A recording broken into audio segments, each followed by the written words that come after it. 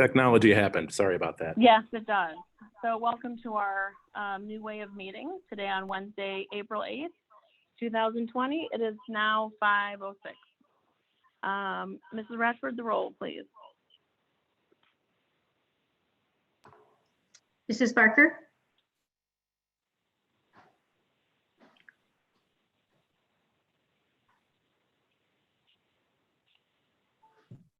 Here. Mr. Bryant? Here. Mrs. Fairgrieve? Here. Mr. Mannheim?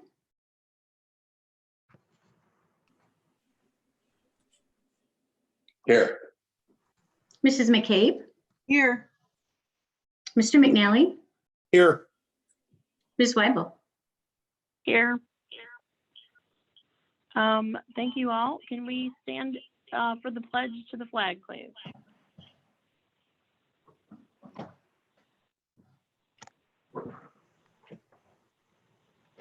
To pledge allegiance to the flag of the United States of America and to the republic for which it stands, one nation, under God, indivisible, with liberty and justice for all. Thank you very much. Before we continue, Matt, I'm getting a reverb on my.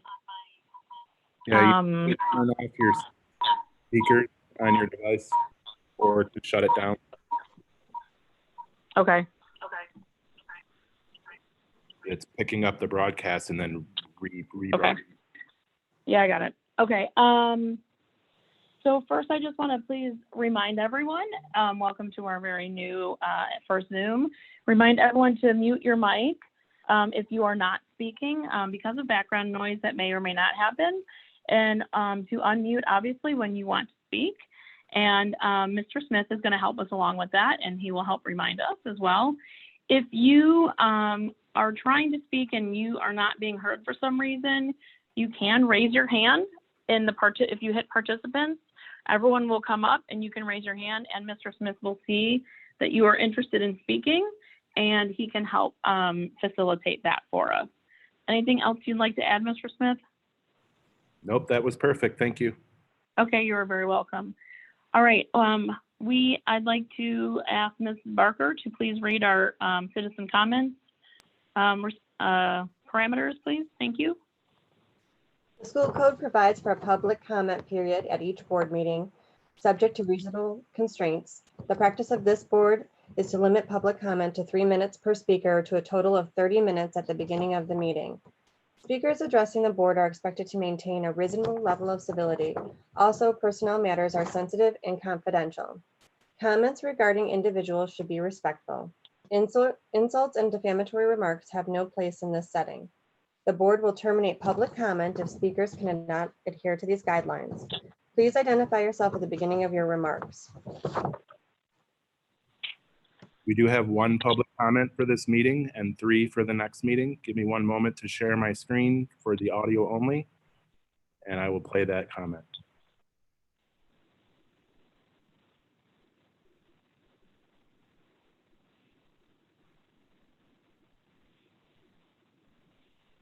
This is Danielle Penman for Citizens Comments. I would first like to say thank you to all the teachers and the staff that have been coordinating all the e-learning, remote learning. Everybody's doing a great job. My second and most important comment that I want to make is I have some reservations and concerns about going forward with some of the projects and hiring of teachers for extended learning. As you are well aware, with this epidemic, there is going to be some financial ramifications to our district related to fees and related to reimbursements and taxes. Kane County is looking at possibly delaying tax payments, which can affect payments paid to our district. So I think it would be fiscally responsible if the district and the board would consider holding off on some non-essential necessary projects and spending, like hiring of teachers for extended day. Perhaps that's something that should be delayed and deferred to the next school year. Another thing is construction and new programs like Northeast Academy. We don't know long-term effects of this epidemic and the financial strains that may occur to the district, I want to make sure that next year's students get what they need, that we're able to hire teachers that we need to sufficiently staff the buildings for the students for next year's school year. So I would hope that the board and administrators will consider this. Thank you.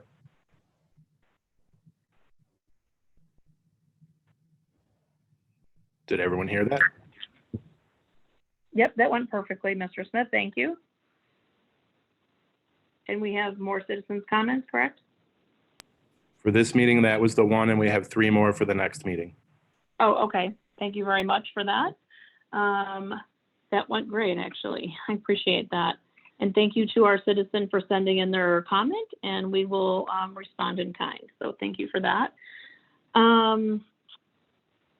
Before we get a superintendent update, I wanted to just say a few words on behalf of the board. So I did want to say good evening to our D303 board team, Dr. Pearson, Mrs. Ratchford, the leadership team, and staff. We have so many people on this call, so I didn't want to call you all out separately, but hello, everyone. We wanted to take a moment to address our constituents in D303 during this global COVID-19 crisis. We hope you and your family are safe and healthy, and that you are practicing hand washing, social distancing, and shelter-in-place practices. We want to let you know that you are in our thoughts and prayers. We know that you may hear that phrase a lot, so let me extend it by saying you are in our hearts. The 48,000 plus citizens in this district, 8,000 plus families, and 12,500 plus kids who are enrolled in D303. Every one of you is in the hearts of this board, superintendent leadership team, principals, staff, teachers, support staff, bus drivers, and everyone else connected. We are here and we care. All of the movements we have made in D303 that we will talk about tonight is to keep our district safe, educated, and informed during the COVID-19 crisis. Were made because we care. Unfortunately, we will hear stories of sorrow, no doubt, in the months to come, but we will also hear stories of success, share moments of learning and acts of kindness that I am sure will lift our community to a higher place. A community filled with kindness, respect, compassion, thoughtfulness, valuing each and every day. We as a board want to thank Dr. Pearson, our superintendent, and his leadership team, and their leadership staff for their time, dedication, flexibility, and leadership over the last several weeks. We want to thank the Association of Teachers, staff, and team members who adapted from teaching the only way this country knew how to e-learning, then remote learning in just the first 48 hours. They literally were responding to a change in direction of education from our Illinois governor and president of the United States at a moment's notice. 15-hour days, 7 days a week working with no complaints because it was what they had to do to get everything done for our kids in D303. Simply stated, they care. They achieved the unthinkable and changed education in these uncharted waters. Now our teachers and school administration have rolled out a remote learning program for the next 30 days or more that equates to the quality of teaching that they would get in the classroom. Though we know nothing replaces the face-to-face teaching you get with students in front of their instructors. We also want to recognize the efforts of our families. You at home who now have been thrust into yet another role and have stepped up to help facilitate education at home. Thank you for doing that. We know these are strange and unsure times are scary, and they may cause fear and anxiety for your kids, your family, and you. So please remember we have resources on our website. Please know the board is here to help our teachers for resources, help our students' needs, and help our families for questions. We are here ever available, ever communicative, and ever transparent. You are in the hearts of the boards, the hearts of the districts, and we care. With that, I will turn it over to Dr. Pearson for a superintendent update, which is going to roll us right into a COVID discussion. And I just, again, want to thank everyone for their part in this very, very interesting and different time in education.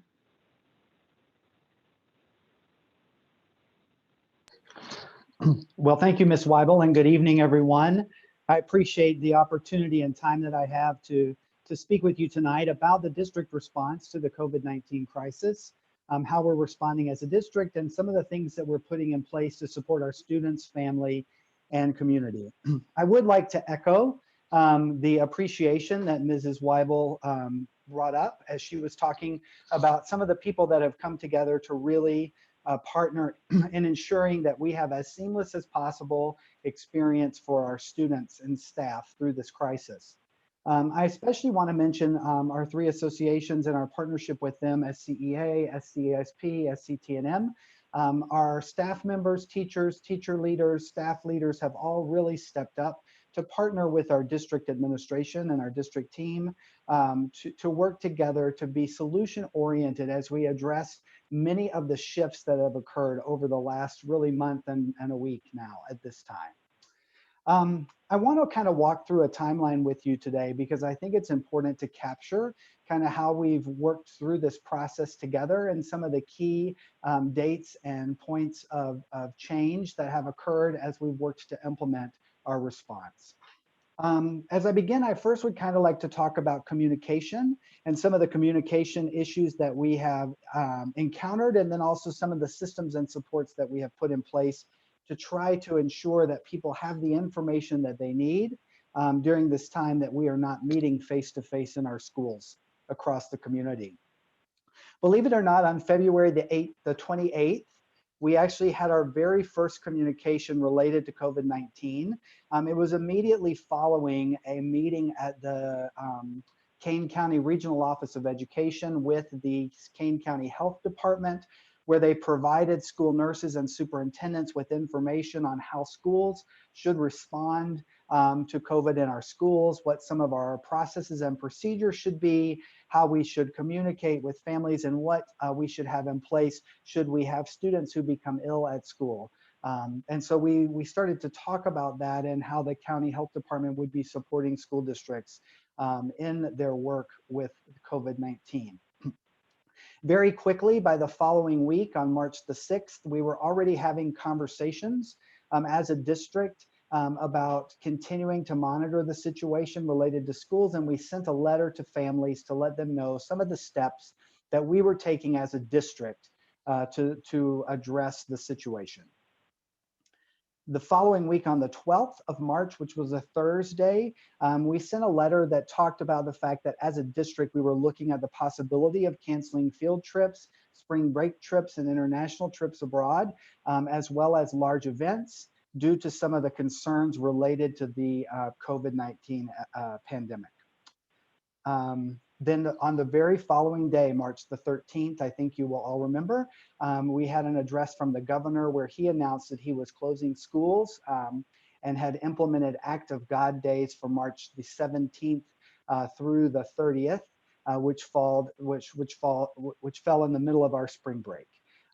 So we were notified on the 13th, and I will tell you that those of you that were not around the district office on that particular day, as the day unfolded and we became aware that we had the potential that students would not be returning to the classroom for at that time a period of 2 weeks, our instructional support coaches and some of our specialists descended on the district office as a team and began to work together to design the supports and structures that teachers would need to be able to implement remote learning for students from home.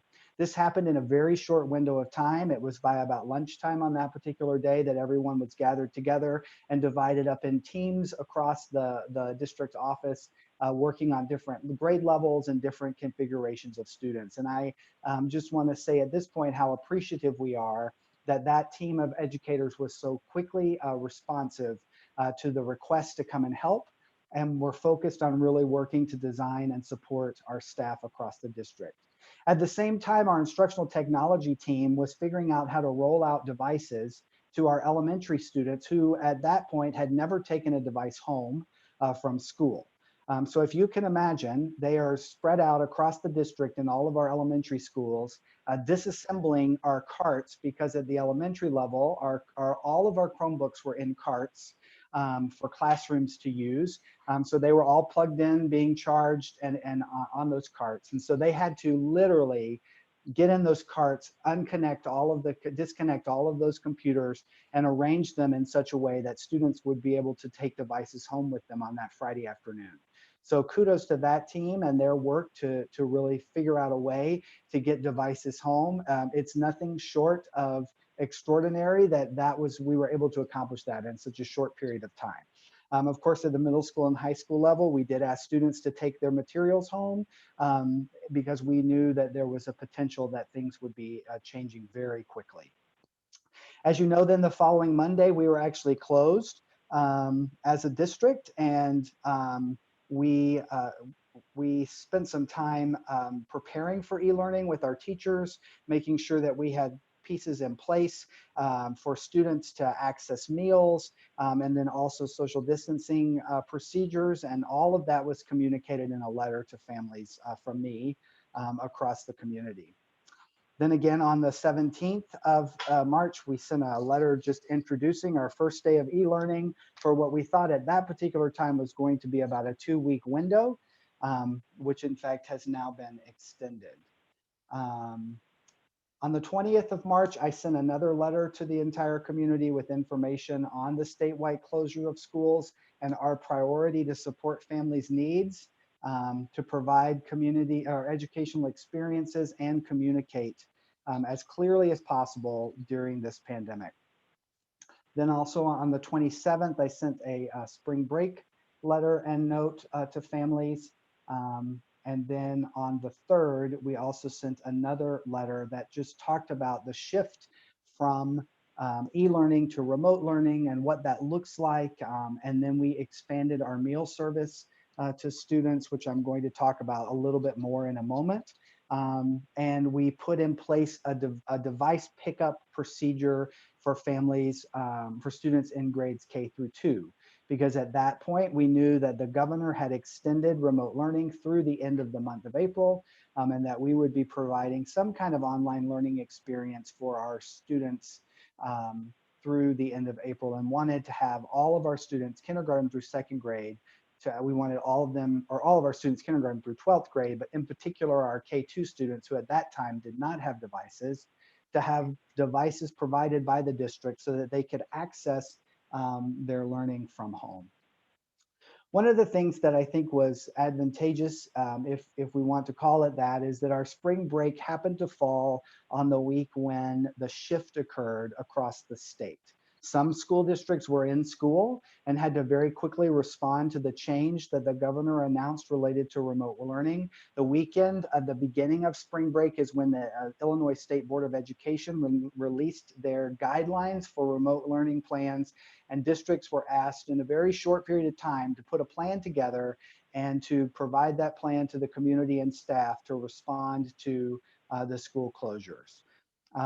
We as a district were on spring break during that time, and so the learning and teaching department, in collaboration and partnership with our teacher leaders and some of our educators who quite frankly volunteered during their break to come in and work with us remotely, partnered with us to design our remote learning plan as a district. And so I want to speak just a little bit about that in a moment when I talk about instruction, about kind of what changed for us as we moved from e-learning to remote learning, and how that looks different. But before I do that, I want to continue to talk a little bit about communication. So I outlined some of the key dates and some of the documents that we've provided. Of course, all of that is now being archived on our district website so that people can track our communication and information. If you look back to the 28th of February, we actually started a section on coronavirus with coronavirus resources, so that people had information about kind of the healthcare response and how they needed to think about responding to that particular virus. And As things evolved, we added an e-learning page when we needed to have some e-learning information as well, or we added e-learning to that page. And then at the end of last week, we split that into 2 separate pages that now has the information about remote learning and those resources, because we saw that that was growing. And then we also have a separate page on our website with the COVID-19 information, so that people in our community have access to the most current, accurate information that we have access to help inform kind of their decision making and to ensure that they're able to stay safe through this situation. So we wanted to be able to do both, and it continues to grow. We also have a place on our website, Just Ask D303, as an email address where people can send pictures of things or questions that they have, or they can respond on our social media pages, because we've been pushing out information there as well. I also want to mention that we added a link on our Let's Talk page, a button that is specifically related to e-learning and remote learning, so that people can ask questions about that. Since the 17th of March, March 17th, we've had 16 dialogues on that particular link. Some people are choosing to email their principal or their teacher directly because maybe the question is more specific to that area. So we've tried to put in place as many different structures and systems to provide two-way communication, as well as pushing out information that will be helpful to the community as they respond to the situation across the district. Now I'd like to talk just a little bit about the instruction and the work that's been happening with instruction. Mrs. Weibel mentioned that really we have changed the way that we're doing school, and that's quite frankly an understatement.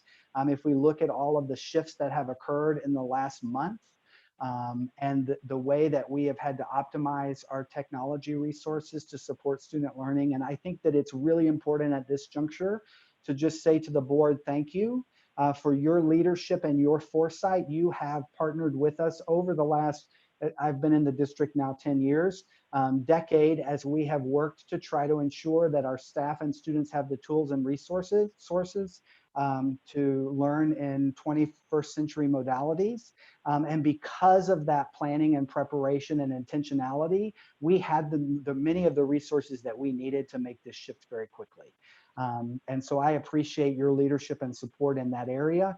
It became intricately important as we had, in really about a 3-hour window, had to roll out resources for students and staff. So thank you so much for that. So because that infrastructure was in place, when we developed our e-learning plan, we were able to provide people with the actual tools that they needed, the hardware technology. But behind the scenes, there were, in addition to all of those instructional support coaches and reading specialists and math specialists that were working with our classroom teachers and grade level teams, there were other specialists that were working to design both professional learning for staff members as well as the components of the e-learning plan. And that's continuing to happen each day as we identify additional resources. We're able to develop tools for students to access their learning electronically. We're able to develop supports for our teachers to use with students online. All of that is happening kind of behind the scenes, and it's a lot of work. I don't know if any of you have ever taken a course online or experienced an online training, or even more so, tried to design instruction to be provided or delivered in an online setting. But it's completely different than what we do in the classroom on a day-to-day basis. That the design piece, the planning, the preparation process is significantly more labor intensive, as you have to put all of those resources together and package them in a way that they can be accessed easily, in addition to ensuring that you have the right tools and structures in place to provide the communication and support for students as they encounter and engage with the learning materials. And so our staff, under the leadership of our Department of Learning and Teaching, have been working really around the clock to ensure that we are continuing to improve and enhance those materials and resources and experiences for students. And I believe that every day that passes that we are providing remote learning for students, that it's getting better because we are learning from our experiences. We're finding new ways to engage with students. We're figuring out what works and what doesn't work. Students are becoming more skilled at using that particular medium for their own learning and figuring out ways to engage with it.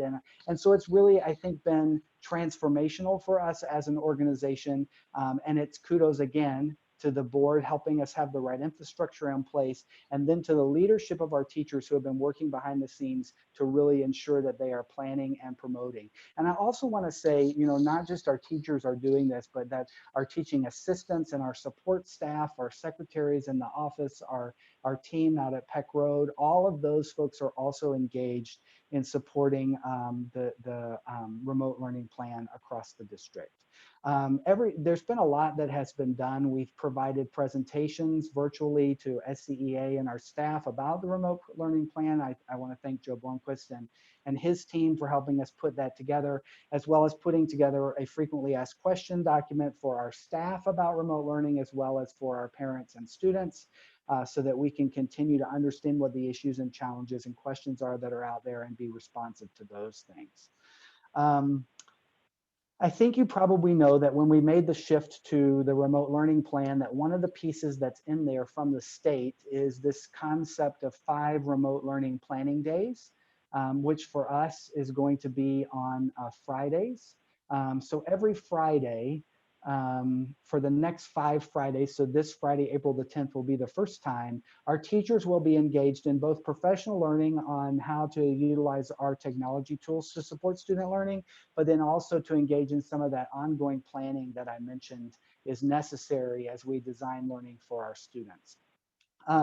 In addition to that, so because teachers are going to be engaged in learning and planning on those 5 Fridays, those remote learning planning days, our team in learning and teaching has actually put together resources and activities, including a student and parent website for students pre-K through age 22, our transition age students, for use specifically on the Fridays of remote learning planning.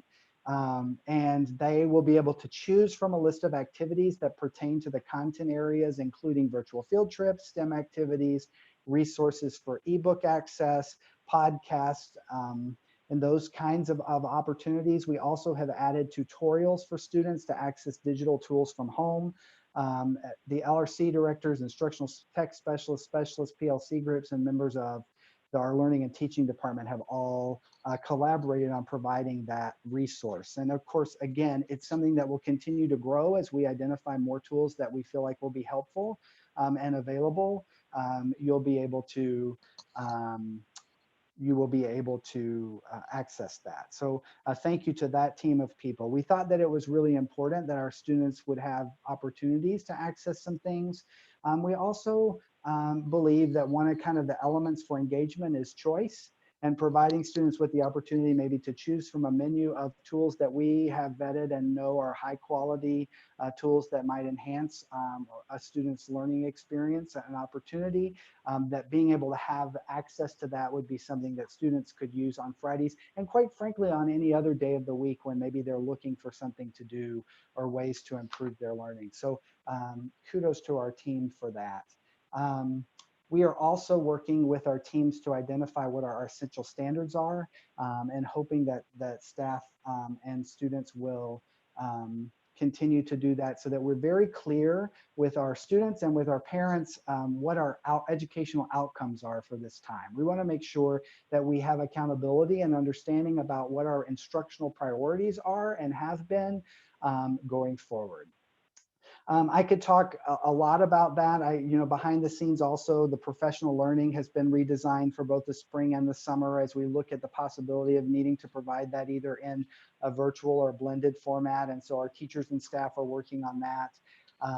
We're partnering with some of our educational partner agencies, NIU and ECRA, who help us with our assessment data, as well as kind of tracking our SEL instructional programs and implementation, about ways that we can continue to engage with students, staff, and parents, maybe through some survey tools to collect some data about how things are going in relation to the programs and services that we are currently providing, and hopefully be able to use that to not only reflect on this time of remote learning, but also to possibly even make some improvements along the way as we continue to try to get better at our work. We also are continuing to partner with our other agencies like Elgin Community College and those programs that we are providing or sharing responsibility for providing educational opportunities with those outside agencies.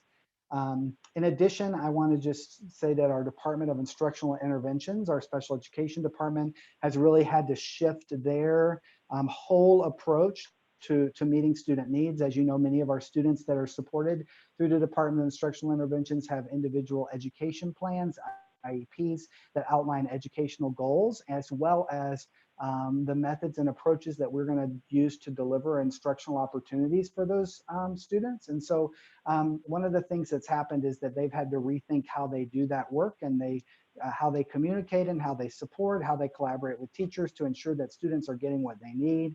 And I just want to recognize our Department of Instructional Interventions under Dr. Pelagi's leadership for all of their work. They've put training materials together for teachers. They've put tools and resources together, forms and things for them to use to collect and prioritize student learning. They've put out some tools for communication with parents and students. They meet on Mondays and Wednesdays as a leadership team to facilitate communication. So they are really working to ensure that teachers have what they need, as well as to ensure that we are meeting with integrity the goals that have been established under those IEPs for students as well. So that's kind of an update on some of the instructional pieces. I just have a couple of more things that I want to mention, and then I know we're running short on time, so I want to make sure you have some time for questions. Clearly, we're going to continue to conduct our board business as necessary. We have meetings scheduled on the next 3 Mondays, which are still during the stay-at-home time. And so because of that, we want to make sure that people are aware of those, and we'll be putting out there that we'll be meeting just like this virtually for those meetings, which are our regular board meeting, which is next Monday night. And then the following Monday, April the 20th, is learning and teaching. And then, of course, the following Monday, which I believe is the 27th of April, is our Business Services Committee meeting. So we will continue to try to use these tools to provide that kind of opportunity for us to meet virtually while we're not able to meet together as a group.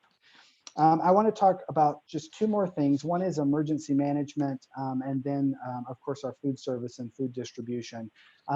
We have been in contact with our emergency management organizations through the Kane County Regional Office of Education.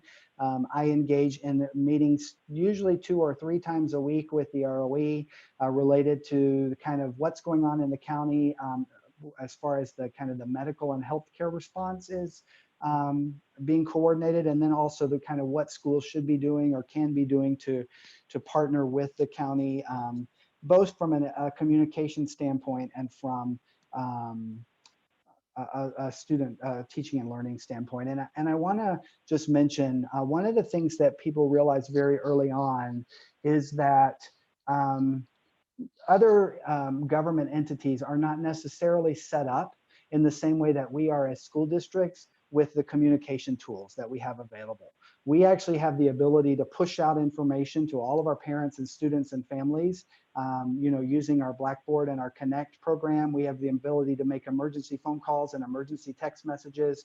And all of that, has been done under the guise of student safety, and we've used it for that, and then also for weather and those kinds of closures.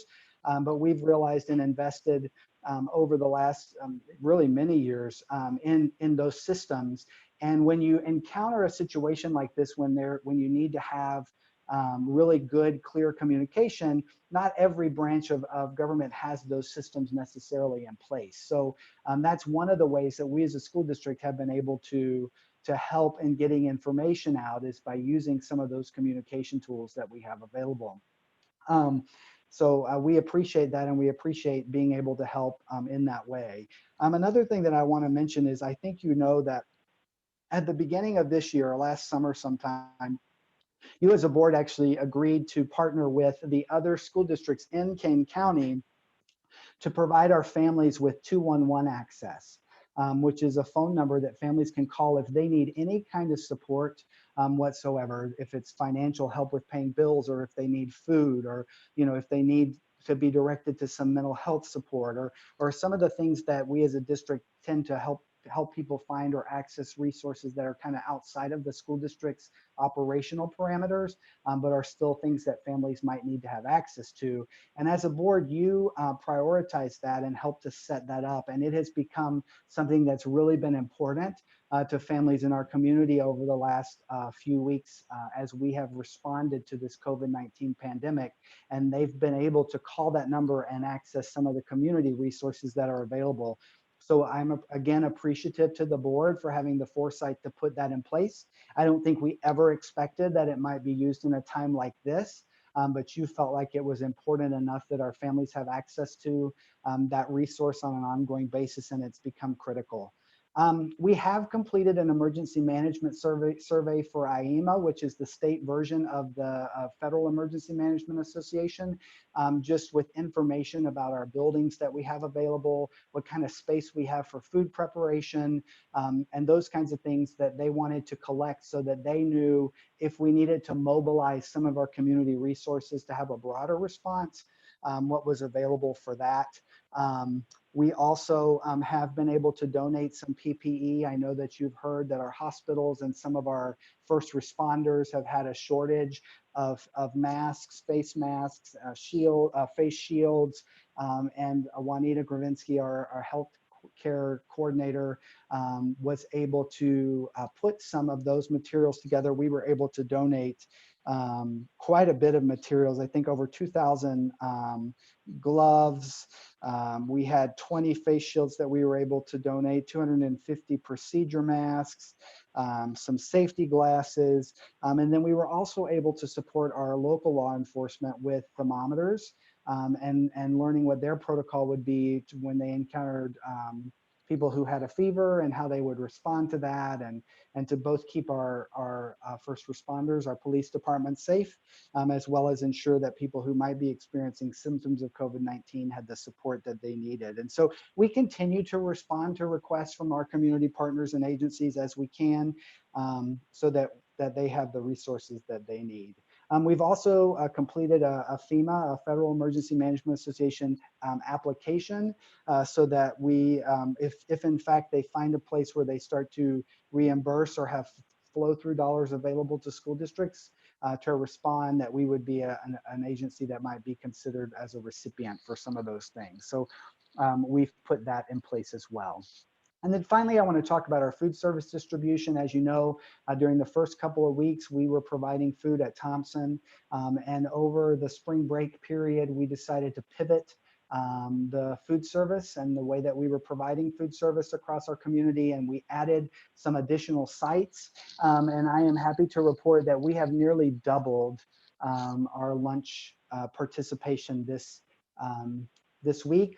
As of last week, we were providing about 250 meals a day, and this week we are over 500 meals every day so far this week. So the expansion to those additional sites, well, Monday was 387, but then at 512 yesterday, and over 500 again today. So as the word spreads to people across the community, I just want to reiterate that we are able to provide a meal to any student in our community that wants a meal, and it's breakfast and lunch.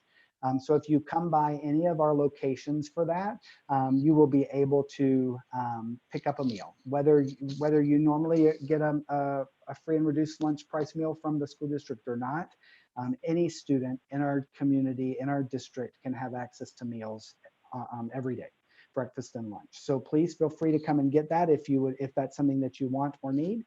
We are happy to provide it to you and for you. So again, it's Thompson and Anderson and Wasco are our sites, and then we have some of the apartment complexes on Randall Road, and the actual pickup times vary by site. So if you could check our website, that would provide you with the most accurate information about when and where those pickup sites are, but we would encourage you to access that as well.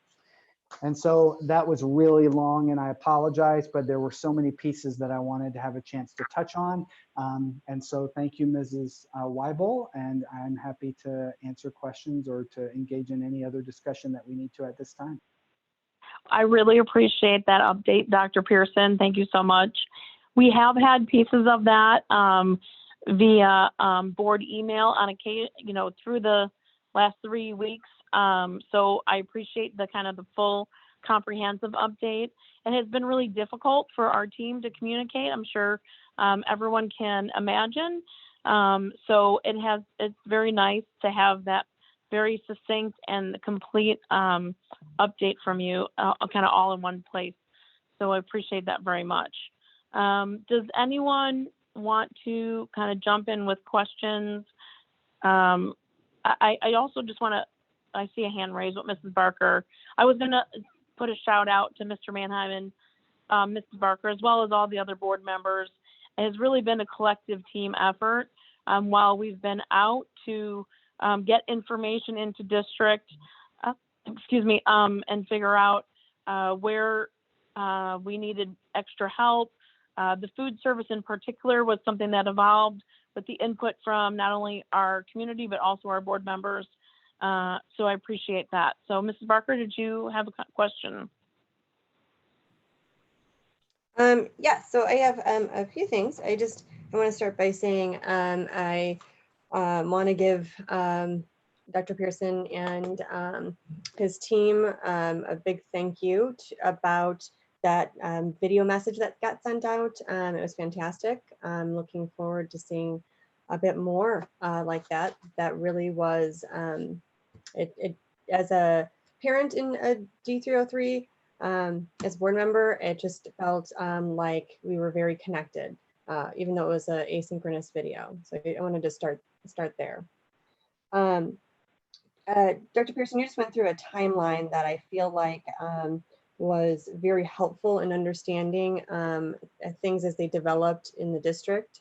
I know that you've put all of the messages on the website. Is there a way that if you have that written down somewhere that could be sent to the board members?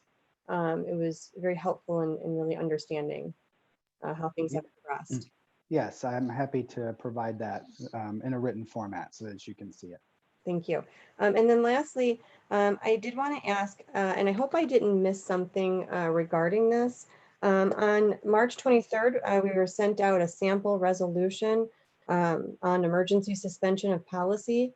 I didn't hear anything about it. I didn't know if that was something we were going to discuss at any time. Is there a point in time where you would want to discuss that? And that's my last one, so.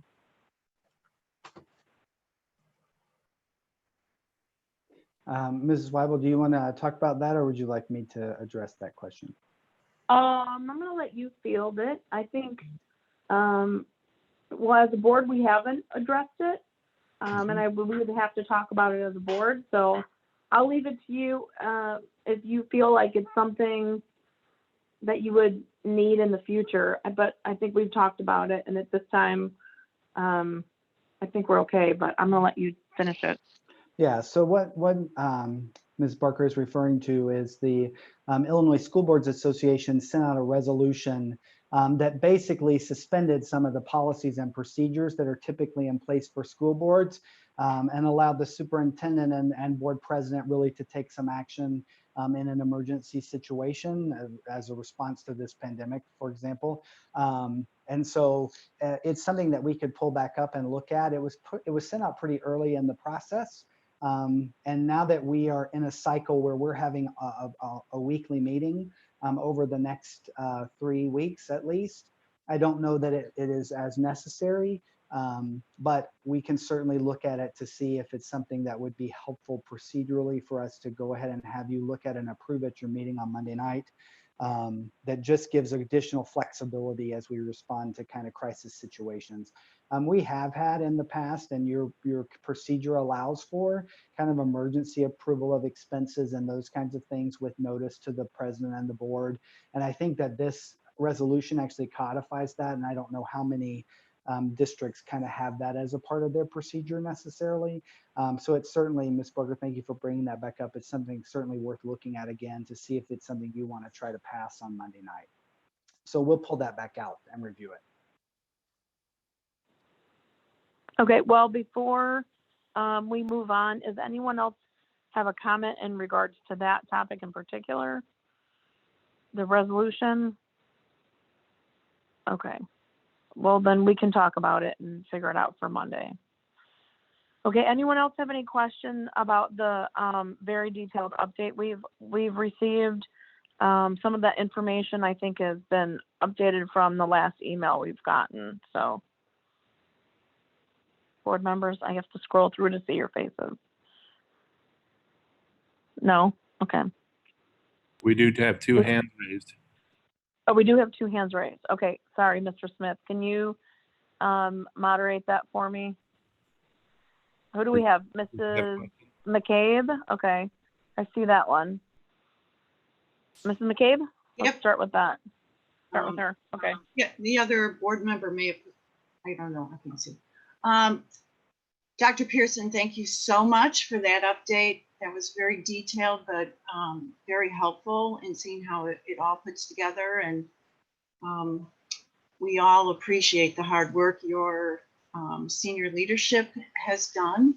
And I also want to send a grateful thanks to all the folks at the school level who work to make this work for our kids. I mean, this is, as we have said over and over again, it's unprecedented, and to have turned on a dime and provide our kids with the kind of education that they're getting is just amazing. So I know firsthand that this has been really important in families. So thank you for all the hard work. I just wanted to touch base on the finances. And I believe we're going to speak on this more in depth during business services, so that we can clearly have a picture of what the future looks like as best we can understand it. And I appreciate, I think our priorities are in order, and I really appreciate that you all have done an outstanding job of supporting our kids and our families. But I just wanted to make sure the finance part will be discussed later. Is that accurate? We can certainly talk about that at during the business services portion of the meeting. Dr. Chapman can provide you with a brief update. We did send something to the board, and I just will say in general, I think that one of the things that is important for us to watch as this unfolds is kind of how our revenues are impacted related to shifts and rules or expectations on when and how people will pay property taxes, but then also the ability of the state to fund their commitment to the district and other districts across the state as their resources are strained as well, as they think about kind of what their priorities had to be related to this response. And so that's something that we continue to watch, and Dr. Chapman is monitoring regularly, and we're talking about on a regular basis.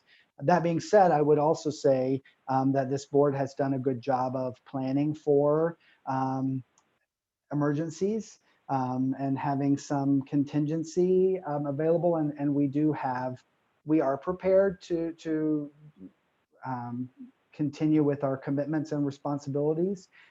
It's not that long ago, if you remember, that the state was unable to pay their portion of their commitment to schools, and schools across the state had on their marquees, the state owes us $210 million, the state owes us $200 million, and the state has made changes and they have funded schools, but I think we have memory of what that was like as a district, and at that time, our district, when they had to go through cuts the last time, put in place some A, safeguards, but then B, also some kind of procedures to ensure that we had the fund balance that we needed to respond in a time when maybe our revenues weren't what we had hoped they would be. So it's definitely a moving target, and it is something that we can talk more about in business services.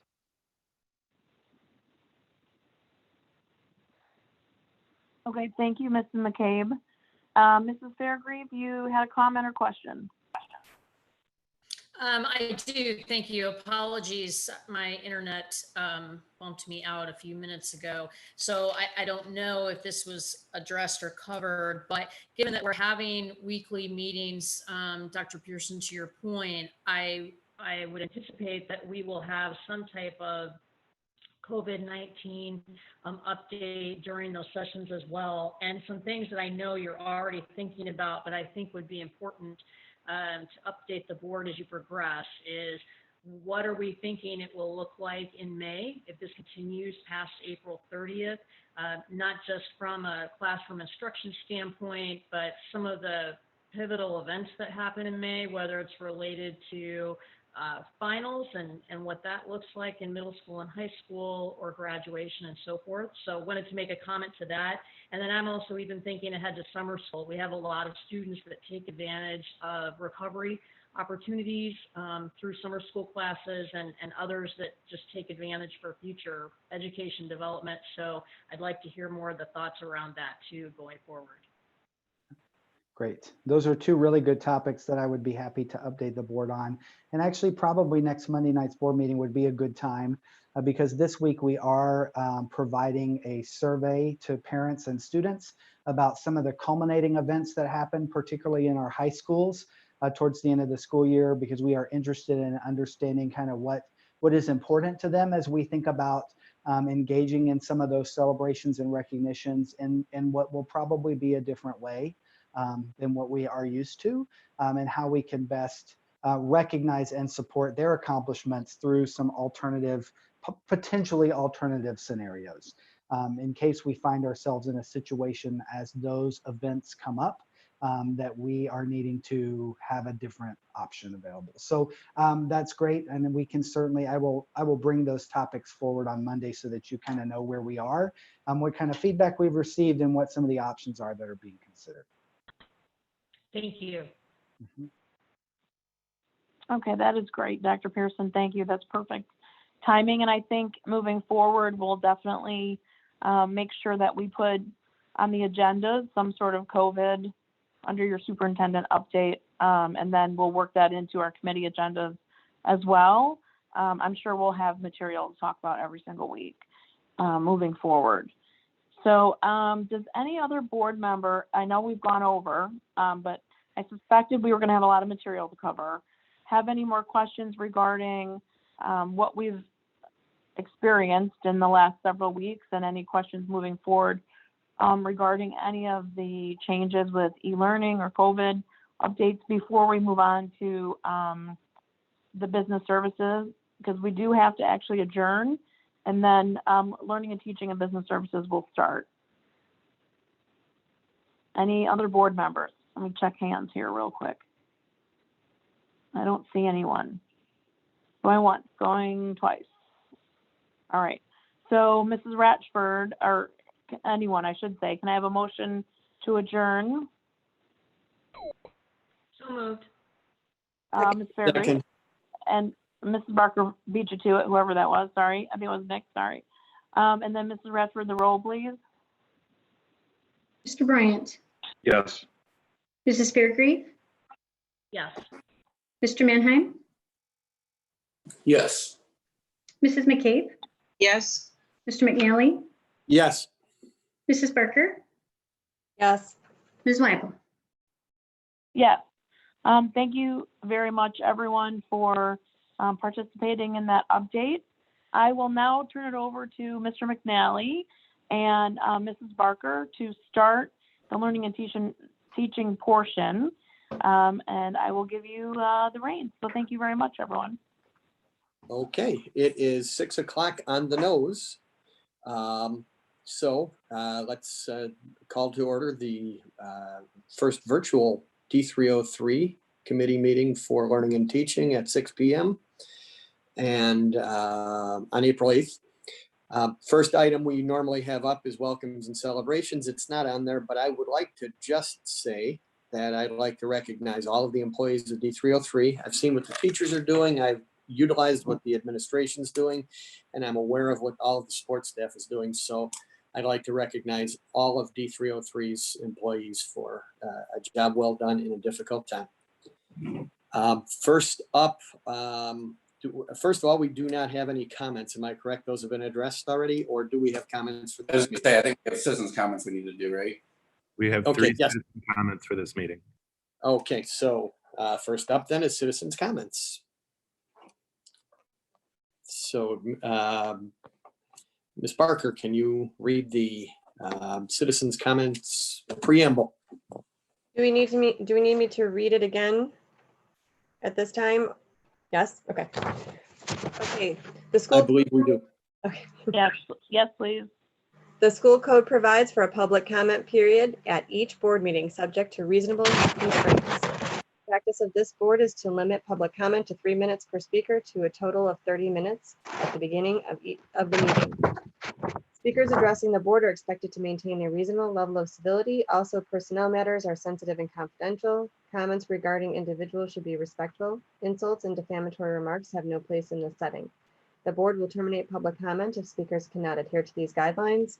Please identify yourself at the beginning of your remarks. We do have three comments, all regarding Bell Graham class size. I'm going to share my screen for a moment and play the three in a row. One from Terry Appellens, the next from Alicia Flint, and then from Jamie Whalen. One moment, please.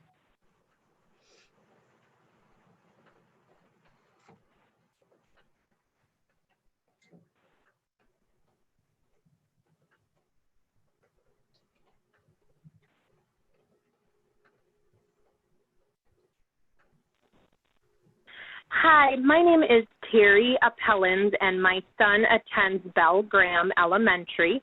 He is currently a kindergartner, and my call in today is just to bring attention to the needs of having a fourth section added to the first grade class or session for 2021 school year.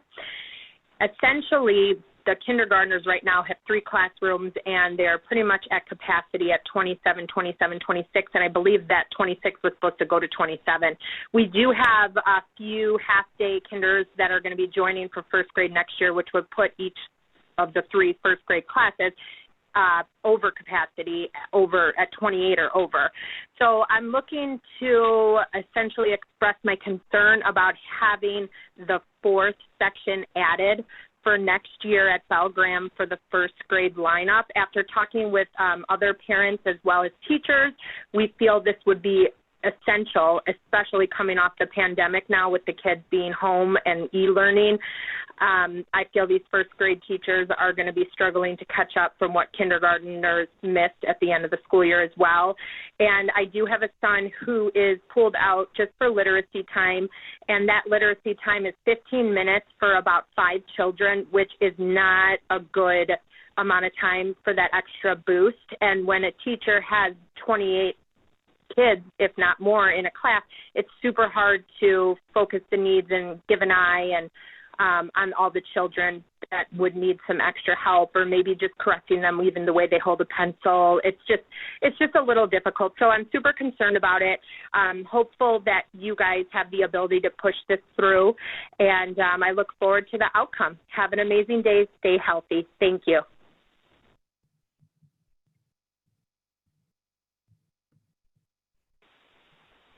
Hi, my name is Alicia Flint, and I have 4 children within the district.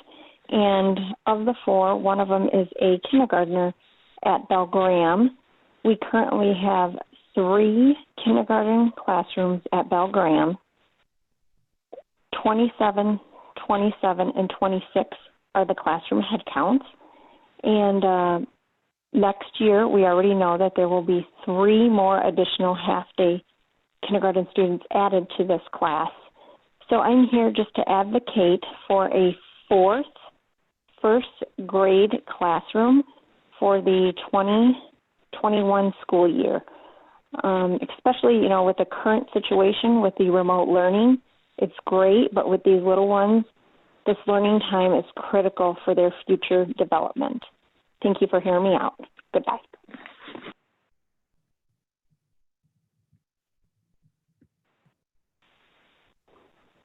Hi, Hi, my name is Jamie Whalen. I am a parent of a kindergartner and first grader at Bell Graham Elementary, and I'm calling with great concern about the class sizes of the kindergarten classrooms.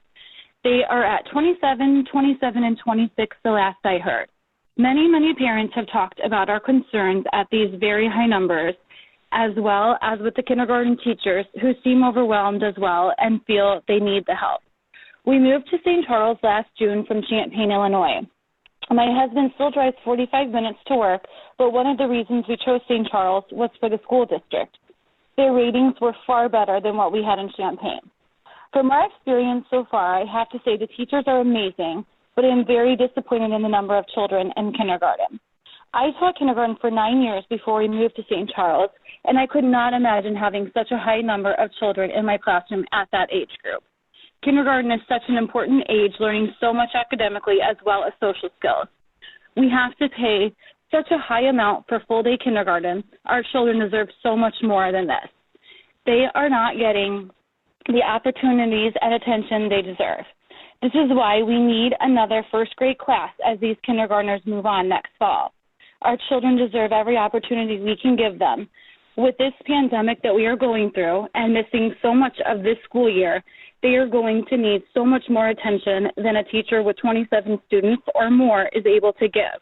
We will have more children coming in who did half day as well. Please consider adding a 4th kindergarten and 4th first grade to Bell Graham School. Thank you.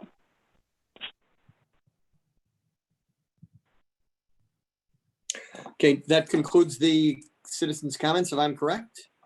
Correct. All right, then first up for discussion is item 3A, K through 5 literacy curriculum maps and resource recommendation. I'd like to remind everyone that these were all passed out and everyone has had the opportunity since last week to take a look at these. So we're not going to show any of the presentations. We're just going to hear any questions or concerns. So I am going to immediately throw it right out there. Does anyone have any questions, comments, concerns about item 3A? And Mr. Smith, if you can help me out, because I'm not sure how to tell who might be looking. So. Sure, I'm not seeing anything right now. Okay, then if there are no items for concern on that, then we can quickly move on to item 3B, which is the 6 through 8 science curriculum maps and resource recommendation. Sorry, Mr. McNally.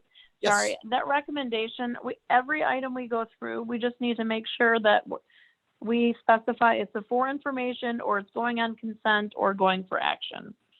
So if we could. Yeah, these are, I'm sorry, these are items that are going on for action. I am moving a little quickly there. I'm sorry. No worries. Thank you. So that item should probably, I believe that should be put on for consent unless others feel differently. Does anyone think that that should be set up as an action item?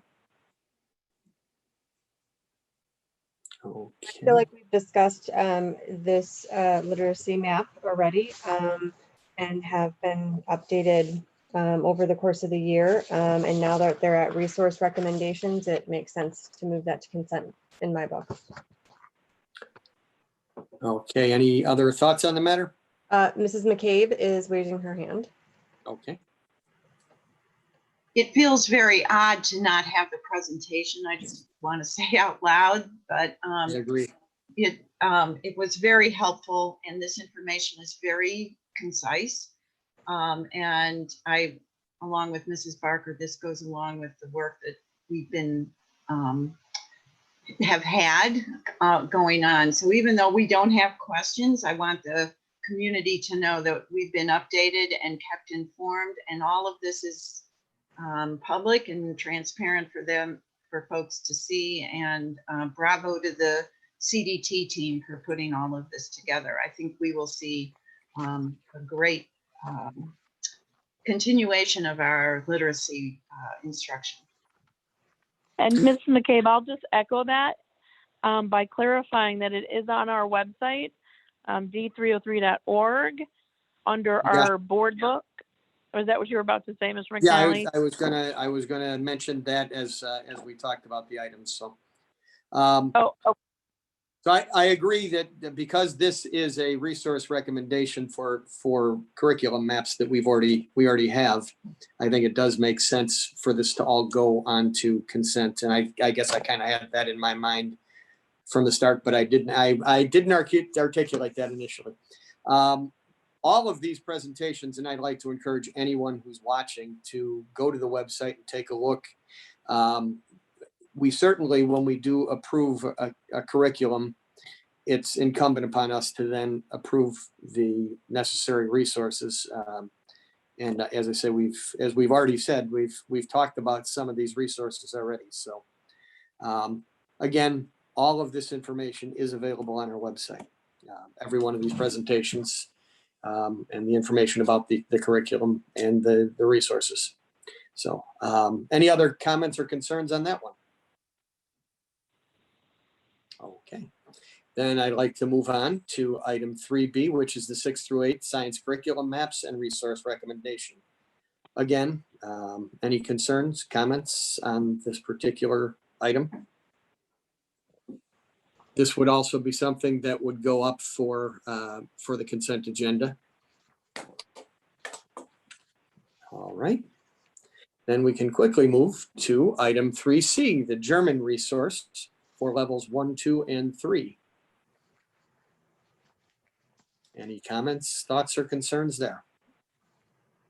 Okay. And seeing none, I will move on. Item 3D, 6 through 8, explore curriculum maps and resource recommendation. All right, it looks like we are going to be moving fairly quickly through these. Next up is item 3E, the 6 through 12 art curriculum maps and resource recommendation. Thoughts, comments, or concerns? Okay. And please stop me if I miss somebody, but I think we're moving quickly here. Item 3F, the 9 through 12 wellness resources. And any thoughts? All right, I'll pause for a moment. And next up, item 3G, early release plan for grade. Sorry. Mrs. Weiler. Sorry.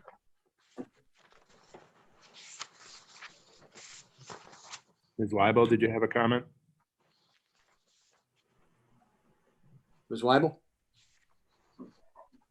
great. Just to clarify, A through E were for consent, and then I had a question on F. So who do I guide my question towards?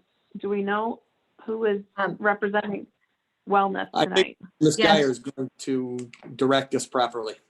Mrs. Weibel, Dr. Warren will be answering any questions you have regarding the wellness. Okay, thank you. Dr. Warren, good evening. So there wasn't a lot of extended information for the 9 through 12 wellness resources, and we've had some discussion with some of the instructors regarding substance abuse, their initiative for including more substance abuse in their health curriculum. Is that included in this resource package, or is that a separate kind of niche because it includes health? Is health different than wellness, or is it all combined?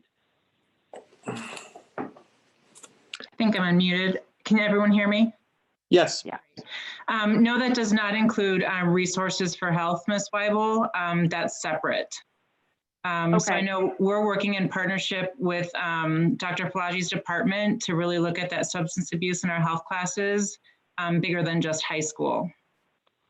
Okay, so that was my question in talking with some people regarding the opioid task force and the vape task force and multiple people within the county. We've looked at potentially expanding substance abuse and alcohol use to education. And I think that's the piece I was just curious if we were looking at. So it sounds like we are. And then will we see that this spring as well, just not right here in April?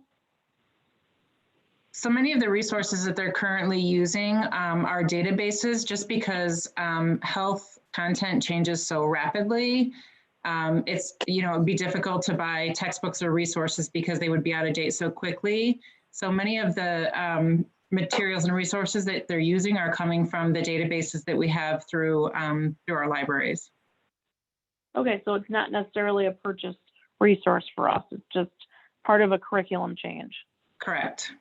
Okay, There all is, right. with this item, there is a resource purchase, though, I think of about $9,000.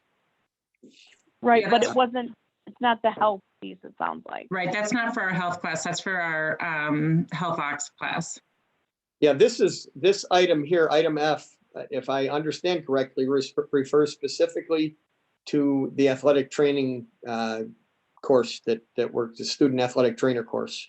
Right, that's different than the health classes though. Right. Right, okay, that's what I wanted to make sure I was clear on. All right, thank you for the differentiation, Sure. Dr. Warren. Thank you. Yeah, I didn't see anything in the packet about anything other than athletic training for this one, so.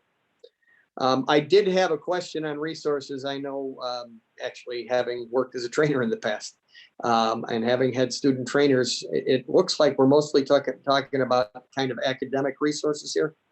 Are we budgeting for other resources, for example, materials for a training room that would be used for teaching athletic tape and such? Is that budgeted for in some other way for the students to be able to utilize those things? Sure, that's a great question. So as a result of typically CDT and what we bring to L&T is equipment, materials, resources as a result of the changing curriculum. So the athletic training class, we're bringing the new textbook forward. But in terms of your training room supplies, so to speak, that's already encompassed into that class through the budget at the school. Okay. All right, I kind of assumed that it was, I know it has to be somewhere because it's something that's going to be used, so. Okay, does anybody else have any comments or thoughts on that particular item? Ms. Fairgraves? Ms. Fairgrave?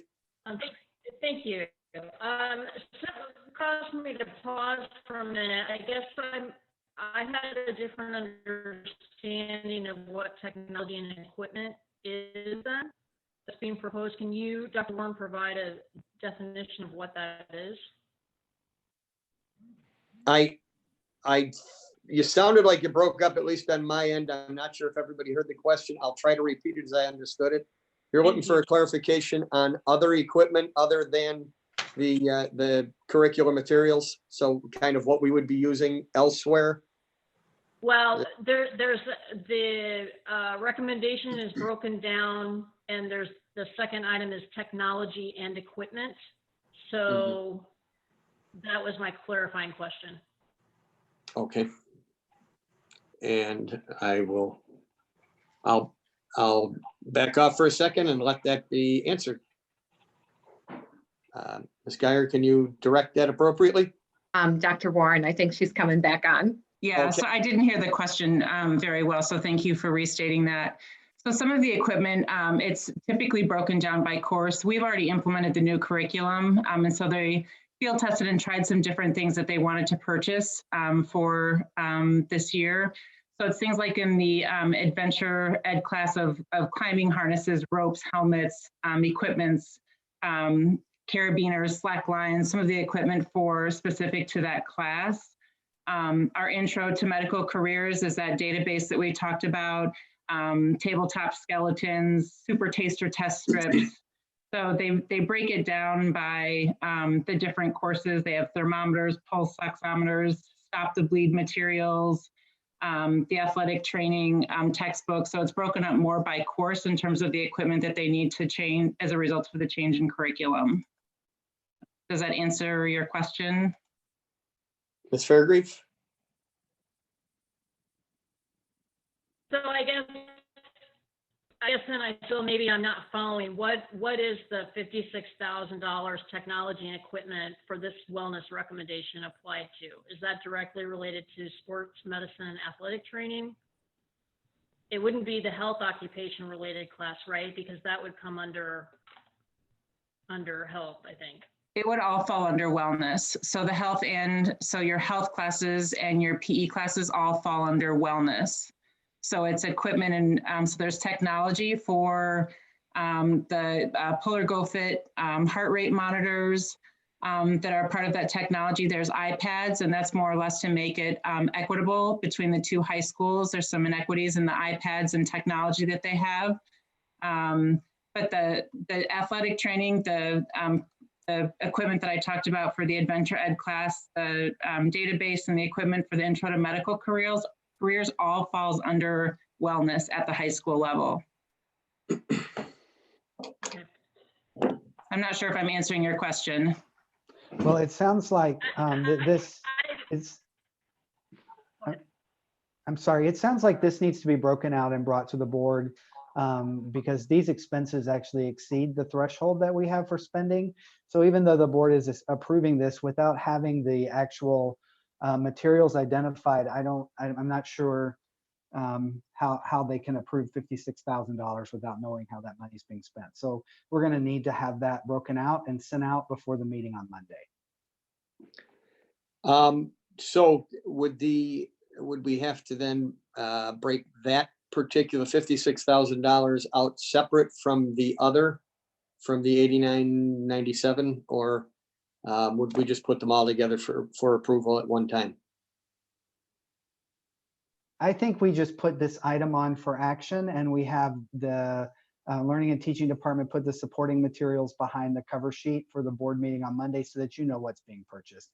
I'm quite certain that it's materials that you're going to agree need to be purchased for these classes, but I think it's important for you to know what's being purchased. Absolutely. All right, then. So if we can put then item F on for action. And up next, then we have item 3G, the early release plan for grades pre-K through 8. And again, this is something that has been presented. We've heard some discussion and we've seen the plan. Does anybody have any thoughts or concerns on the matter? You have Mr. Bryant. Okay. Yeah, I think it's obviously a great opportunity for teachers to collaborate. I do have some concerns about the disruption it is going to bring to families with this early release. Has there been any discussion about providing childcare or partnering with maybe the Park District for any classes after, during these early release times? So I can field that one. We do have Mr. Blomquist on with us also tonight to field questions. We already did talk with all of, with our St. Charles Park District, as well as South Elgin and West Chicago, that they have childcare in our schools, and they would certainly provide childcare during this time. And people could buy just the drop-in pass that they do now and could take I think there's 6 or 7 times that this would occur during the school year. They could purchase that so their children could be there during that time. And that would be at all elementary schools then? Well, it would be at all the elementary schools we currently host it at, and I'd have to get that. There's a couple that we don't, but then we would bus them just like we do now to the other location. Okay, thank you. Okay, any other thoughts on that? Ms. Fairgreaves, I'm sorry, I missed that. Who is that? Ms. Fairgreaves? Okay. All right, go ahead. I just, maybe I'm thinking for purposes of perhaps grounding everyone, if someone could speak to exactly what the language means from a contractual standpoint and kind of the impetus of this. I'm going to ask Mr. Blomquist to maybe hop in. So just to make sure that I understand your question, what does so we listed what the contract language says, correct? What part are you asking for clarity on? Mr. Blomquist, if you could just give a summary of the language and what that means from an execution standpoint. So basically, the contract language is intended to, we didn't want to bring forth the specific details through the contract language. We wanted it to be, let's figure out a plan, let's figure out a set of parameters that would allow early release to happen in 2020, 2021. And then that's the work that we engaged in December with senior leadership and SCEA leadership in determining some of those nuances in order to make this plan work for both the parents and the community and for the teachers.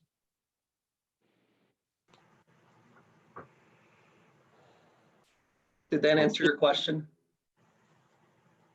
It's hard to, I can't tell if there's a lag or not. It looks like you had your question answered, but I wanted to make sure before. So are we good with that item? Mrs. McCabe. Okay. I have a number of questions, but I want to know what our flexibility is with this proposal and the date. Okay. Dr. Pearson, do you want to address that? Well, I think let's start with intent, right? So the intent of the contract language is that the board would have had the opportunity to review a proposal that would have allowed our elementary teachers and middle school teachers to have early release, just like what we provide for our high school teachers at the high school level. I think one of the interests that's being represented is that,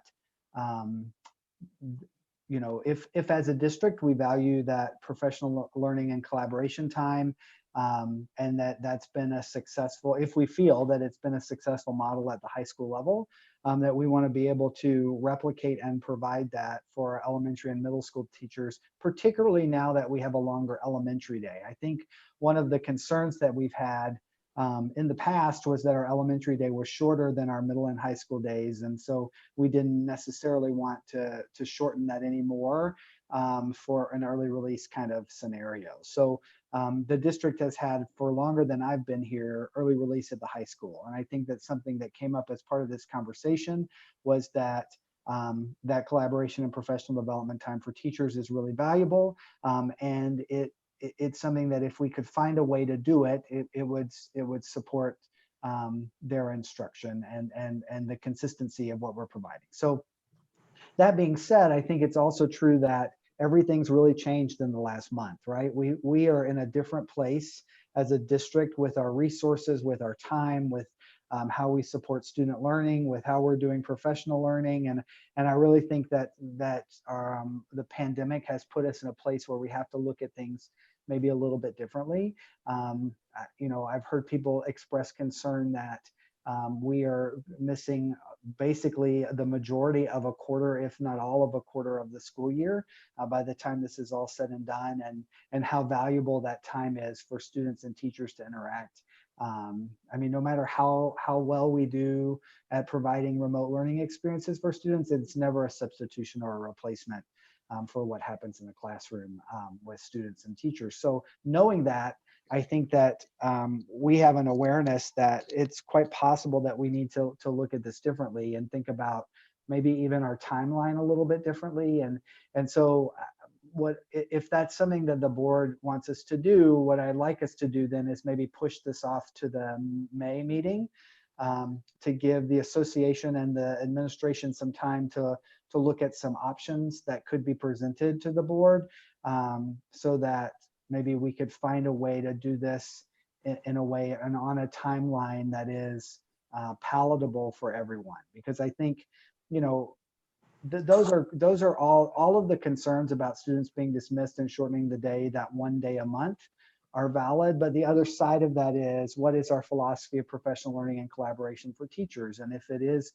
that we want to provide time that they can all come together, that is one way to do that. And if we're able to work that out in a way that is not detrimental to what's happening in the classroom with students and teachers, and on a timeline that's acceptable to the board, I think that it's something that we should consider. So if we're having concerns about it right now because of the timing and just how things are falling and what it looks like, then perhaps we should take a step back and revisit the timeline. Right now it says implementation in the 2021 school year.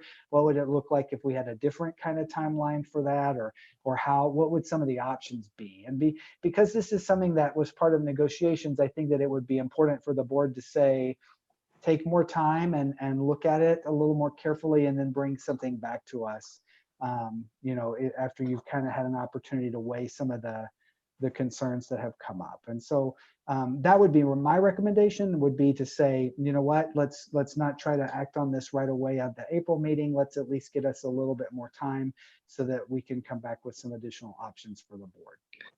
So I would agree with Dr. Pearson. I think there's some, sorry, Mr. McNally, I think there's some people that have questions regarding that they may want to ask questions about recollected details of this coming up in negotiations or what was discussed at the bargaining table. Obviously, we can't ask those questions because we are in open session. And because of OMA, we have to ask those questions, have that conversation in closed session due to collective bargaining negotiation and what's discussed at the table. So I would agree with you that postponing till May would be good. I'd like to have a May closed session discussion about it. So at this time, I think it would be to consult with legal to get specifics about closed session. Should we still be sheltered at home? If we are not sheltered home, then we can have a closed session before the May meeting. So we might be able to take action on it at the May meeting. And, I just want to say, I know it may be frustrating collectively as a board. It can be disappointing that this was not brought to the board in the contracted deadline of December 31st, 2019. Now we have to keep delaying it further. It may have an impact on students, families, and teachers. But I think, to your point, I think with the COVID culture that we're in, there's a lot of things that will be changing. And so that might be a time for us to look at a delay as well. So I want to hear what the rest of the board feels about having this in a closed session and then talking about it or voting on it in the May meeting. I appreciate. Before we go to that, if I can ask Dr. Pearson for a little clarification, when was it that you were considering moving this to? I know we have a meeting on April 20th, and I'm going to guess that if we were going to have a discussion before the May meeting, that might be the time we want to have it. And I'm not sure if that's what you're referencing. If we're talking about a closed session meeting, that might be a special meeting. No. So here was what I was thinking initially, was that we would do that at the May meeting and at the same time. So we would not try to have a closed session prior to the May meeting. And the reason that we're waiting that long is because it is quite possible that you, as a group of 7 plus me and Mrs. Ratchford 9, could have a meeting at that point. If some of the restrictions are relaxed a little bit related to smaller groups of people being able to come together. It also gives us time to put together a procedure for a closed session meeting if we need to have that. I think there are some questions that the board wants to ask related to the contract. But at the same time, I also think that as an administrative team, we are working in good faith with our association to try to come up with a solution that, like I said before, that may be palatable. And so that gives us some more time to explore some options that the board might want to consider. And then we could talk about that with you in closed session at the May meeting. And then if in fact it's something that you're ready to vote on and approve, we could do it also at that meeting after the closed session is completed. We could come back out into open and approve it or vote on the proposal. So I just think it might be advantageous to allow a little bit of extra time for some conversations between the association and the administration, and then to have something that the board could discuss at the May meeting. I agree. In fact, I had, for myself, if others have expressed their concern, I try to make myself the last one of these. I share the concern about logistics for pickup, and just because it's an unusual day once a month for parents then. But the other concern I had, a question I had was, would these be teacher-driven meetings? And I don't expect an answer right now, but that's something that I was wondering if it would be part of the discussion, what those PLC type meetings would look like. Does anybody? Go ahead. I'm sorry, go ahead. Would you like Mr. Bloomquist to talk a little bit about that, about what type, or do you want to wait about the meetings? If he's got a quick and ready answer, sure. Yeah, these meetings are specifically tackling that tier 1 instruction, that core curriculum. So I gave the example in elementary school. We're talking about the ELA curriculum being rolled out next year. So that's going to be our experts from within the buildings that are going to be leading those discussions for our staff at those buildings. And I also want to say this is a significant piece that our teachers are really have a vested interest in. So I want to be clear that that our staff highly values what this can provide for instruction. We're seeing it even through our remote learning experiences. Those programs that we've had a few years to put into place, they are easier to put together remote learning experiences. And what this does is it speeds up that process a little bit by being able to provide that purposeful, meaningful instruction throughout that whole year, even in the first year of implementation. So that's why it's such a high priority for our members, and especially so that we can deliver high quality instruction for our students. Okay. And Dr. Pearson, I think I kind of cut you off when you started to talk. I apologize. So whatever it was you were going to say, go ahead and say it, please. Yeah, no, Joe said that very eloquently, and I would just say, if that's what you want us to do, just let me know, and we'll move that from this coming agenda to the May meeting agenda. Okay. I see a shaking head or two, but I can't see all the heads. So does that seem to be the general consensus of the board members? Ms. Fairgraves has a hand up. Okay, Ms. Fairgrave. I just wanted to respond to your question, Mr. McNally and Ms. Weibel. Before that, I would definitely be in support of moving this to a later time frame than Monday. Okay. Ms. Barker, do you have any thoughts? I share that as well. Later time and a discussion in closed session. Mr. Mannheim. You're good with it? Okay. Thumbs up. All right. And Mrs. McCabe. Mrs. McCabe has her hand up. Sorry. Oh, Mrs. McCabe, go ahead. I'm sorry. I'm scrolling screen to screen here. So, Dr. Pearson, do we have any data or valuation on how early release has worked at the secondary level and the impact it's had on instruction? I would be curious as to what we have and would like to see how that has impacted and changed instruction. I also would be curious to know about the length of the elementary day is now longer, and PLC time is part of that structure. So I'm curious as to how early release would look different and add to the instructional improvement or rollout of with early release. I have some real concerns about it, especially in the first year. So whatever information we could have as a board to be able to have a discussion about the proposal, I would like to have that before we have any vote in May. Okay, so it sounds like we have almost, I think the only one I missed asking was Mr. Bryant. I was just about to get to Mr. Bryant. What are your thoughts? I'm good moving it to May. That should be fine with me.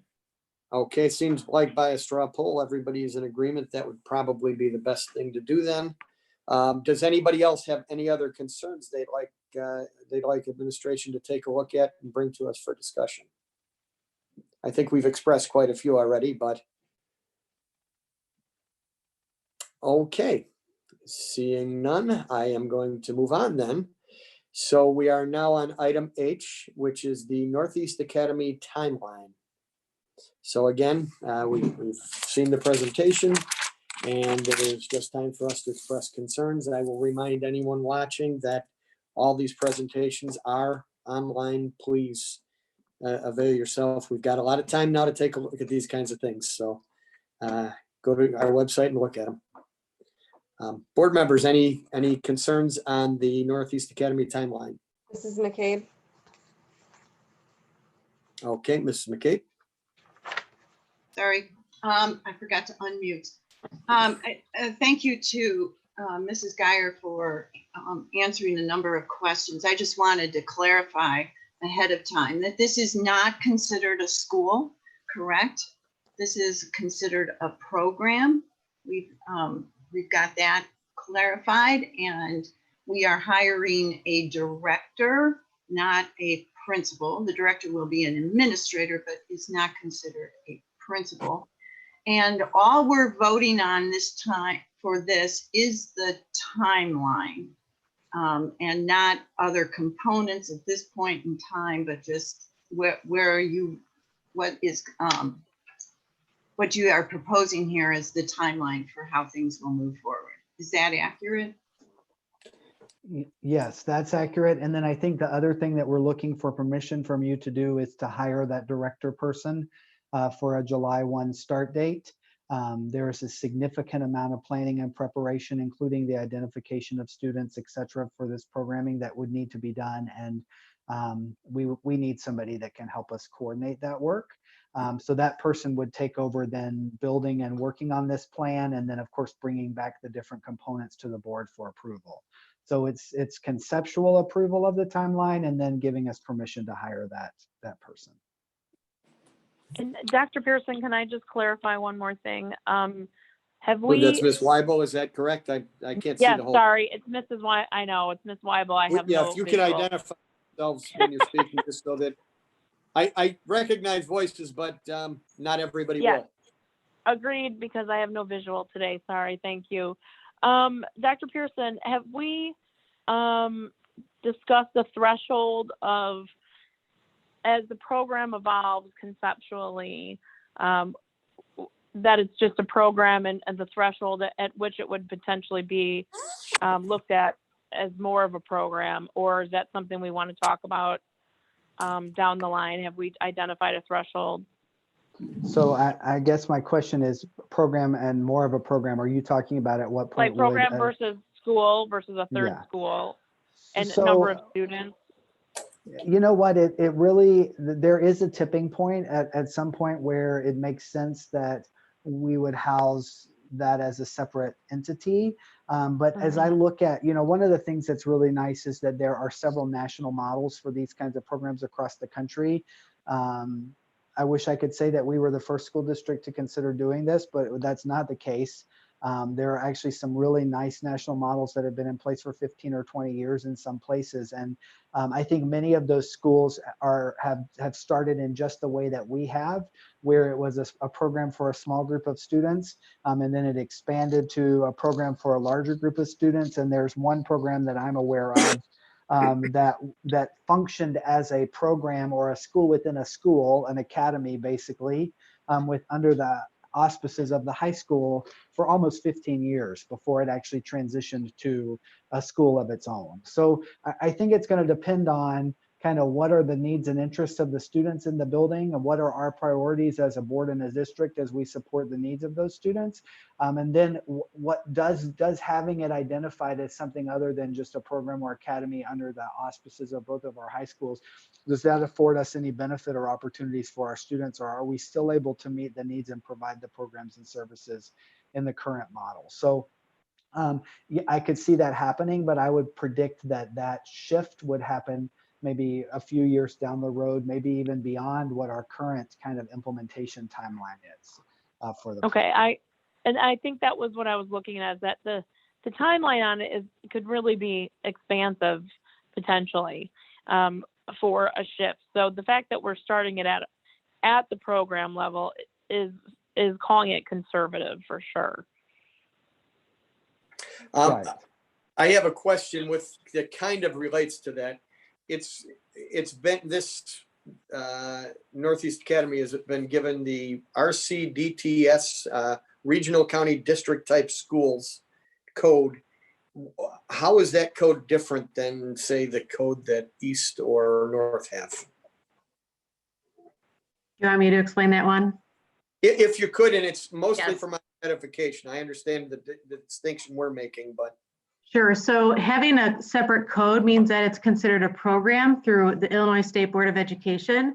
And this is very similar to what we do with Accelerate College, which is our full-time dual credit program through ECC. So students who are participants of Accelerate College, they access their programming, their education through ECC, but they're still East or North students. Right. And that is very similar to the students who are currently accessing Northeast Academy, but they're accessing their education through night school, but they're still considered East and or North students. Right. Okay, yeah, I understand that distinction. I guess I have a little bit of and I'll ask that at a later point because it doesn't need to be answered now. Just some clarification on codes, but I'll ask that later. Mr. Bryant had his hand raised. Mr. Bryant?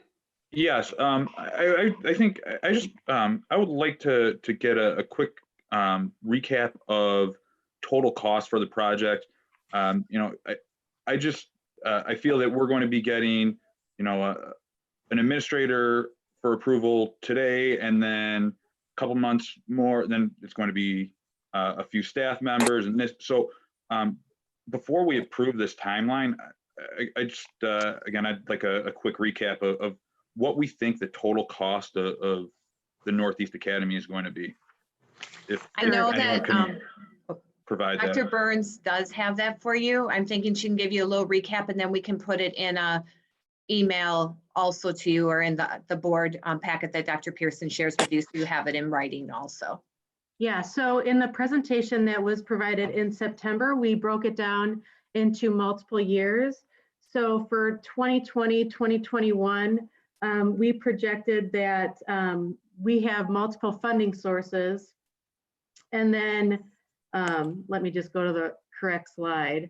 So in 2022, 2023, we have a net recurring cost of $170,000, and this will make more sense when you see it laid out. And then we have the total cost projection for the Haynes building facility, which is the $710,000. And then let me go back to the slide that lays it out. So in terms of funding that we'll get, we will get an increase as we continue to add to the program, which is why we have the net cost recurring of $170,000 per year. Yeah, I think one of the things that we need to know is that this program, because of the way that it's structured and organized, actually qualifies for state funds.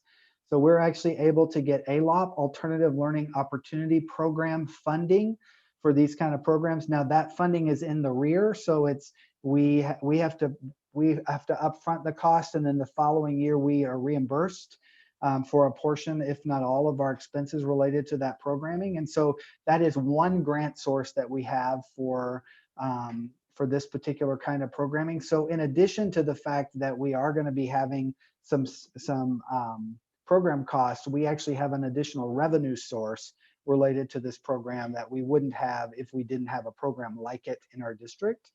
I think the other thing that we have to remember too is that there's a certain point at which our personnel costs kind of balance out, because teachers follow kids.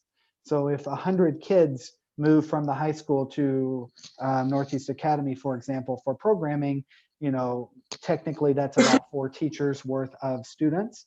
That means that then we wouldn't need teachers for 100 kids at our high school necessarily, or at our middle school. And so at some point, although when you have multiple programs and multiple sites, you lose some efficiency. You also have, there's a certain number of kids where teachers just follow students as well. So we will have grant funding available, and then also other than administrator or counselor or social worker, those kinds of support personnel, our student teacher cost ratio, there's a correlation or a relationship between those two. Thank you, Dr. Pearson and Dr. Burton. I kind of to tag on that, it sounds like Mr. Bryant, you got your question mostly answered. Yeah, yes, I did. Okay. Kind of to tag on that, the ALOP grants would kind of offset some of that 170,000, if I'm not mistaken. It would just be in the subsequent year. Correct. Okay, and so it sounds like some of this is just kind of almost a shift of costs and some marginal cost. The 170,000 would be kind of a marginal cost, which would be partially offset in order to provide this program. The 170 is the cost after the funding sources are taken into account. Right, that's, yeah, as you say, the net cost. I called it a marginal cost, but net costs. So, all right, I think that this is an item that is going to have to go on for action, if I am not mistaken. I would agree. Does anyone feel any different on that? I guess it doesn't matter, because if one person wants it off for action, it's going to have to be anyway. But does anybody have any other thoughts on the matter? Okay, then that looks like for right now, that kind of concludes at least the L&T portion of the meeting, if I'm not mistaken, because it looks like Mid-Valley Financial Report would fall under business services. So I think, I'm sorry, go ahead. Mr. McNally, we will have an item number 4, which is the annual renewals. I don't know if you want to do that now or you want to wait till we get there. It would be after all the business service. I'm sorry, you know what? Why don't we move to that? Because that makes more sense. So why don't we, if that's okay with Mr. Mannheim and Mrs. Fairgrieve, is it okay with you if we move to item 4? Any other board members have an objection to that? No, that's fine. Okay.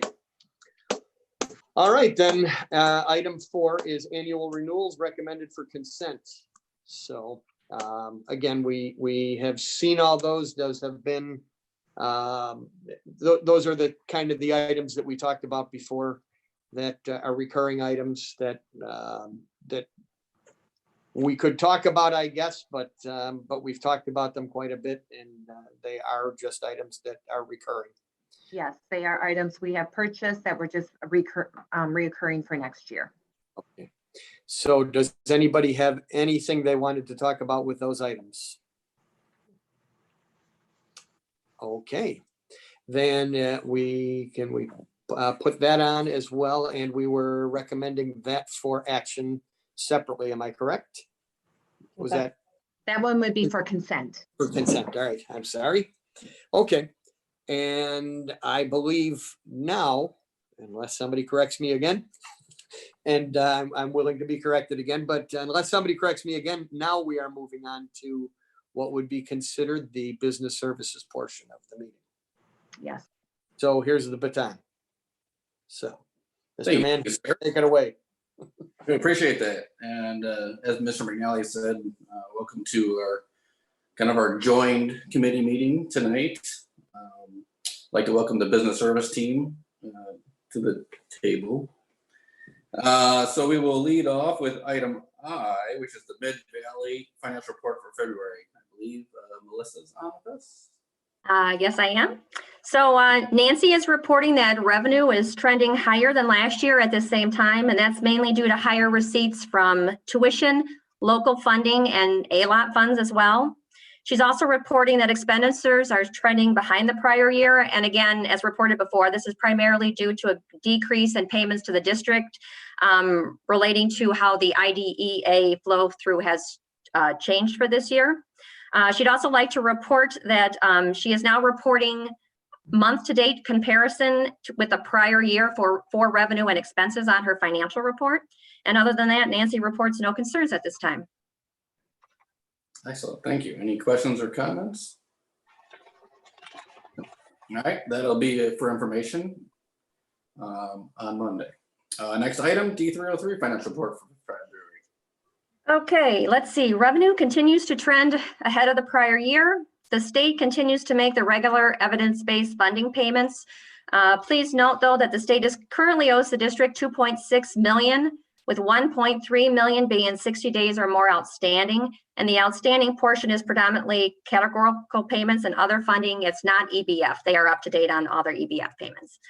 Expenditures are currently trending very close to the prior year. At the same time, we do expect some variances in revenue and expenditures in the future relating to COVID-19. And I believe Dr. Chapman has additional information to report on that piece. Yeah, I appreciate that. Thanks, Melissa. It was brought up earlier about kind of where we're at with our budget and our forecast and things of that nature. We are right in the process of budgeting for next year. You all received a copy from Dr. Pearson of a summary of those budgetary impacts. I don't want to go through in detail what's in there. I will say certainly the largest impact that is unknown at this point in time is what will happen with deferred taxes. I was told that earlier today that there was a committee meeting at the county, and next week they're expected to approve a 30-day extension in those payments without penalty. In Kane County, roughly about 51% of our taxpayers are escrowing their taxes. It's believed that a larger percentage than that will still pay their taxes on time, and potentially a typical pattern could still emerge for our June taxes. Our audit firm at this time does not have any additional guidance in allowing us to accrue our taxes back any more than we currently have. So whether that cash gets recognized or those revenues get recognized in this current fiscal year, or if they end up falling into next year is a major unknown at this point. However, from a cash flow perspective, we're fine. We're in a very good position having the fund balance that we do.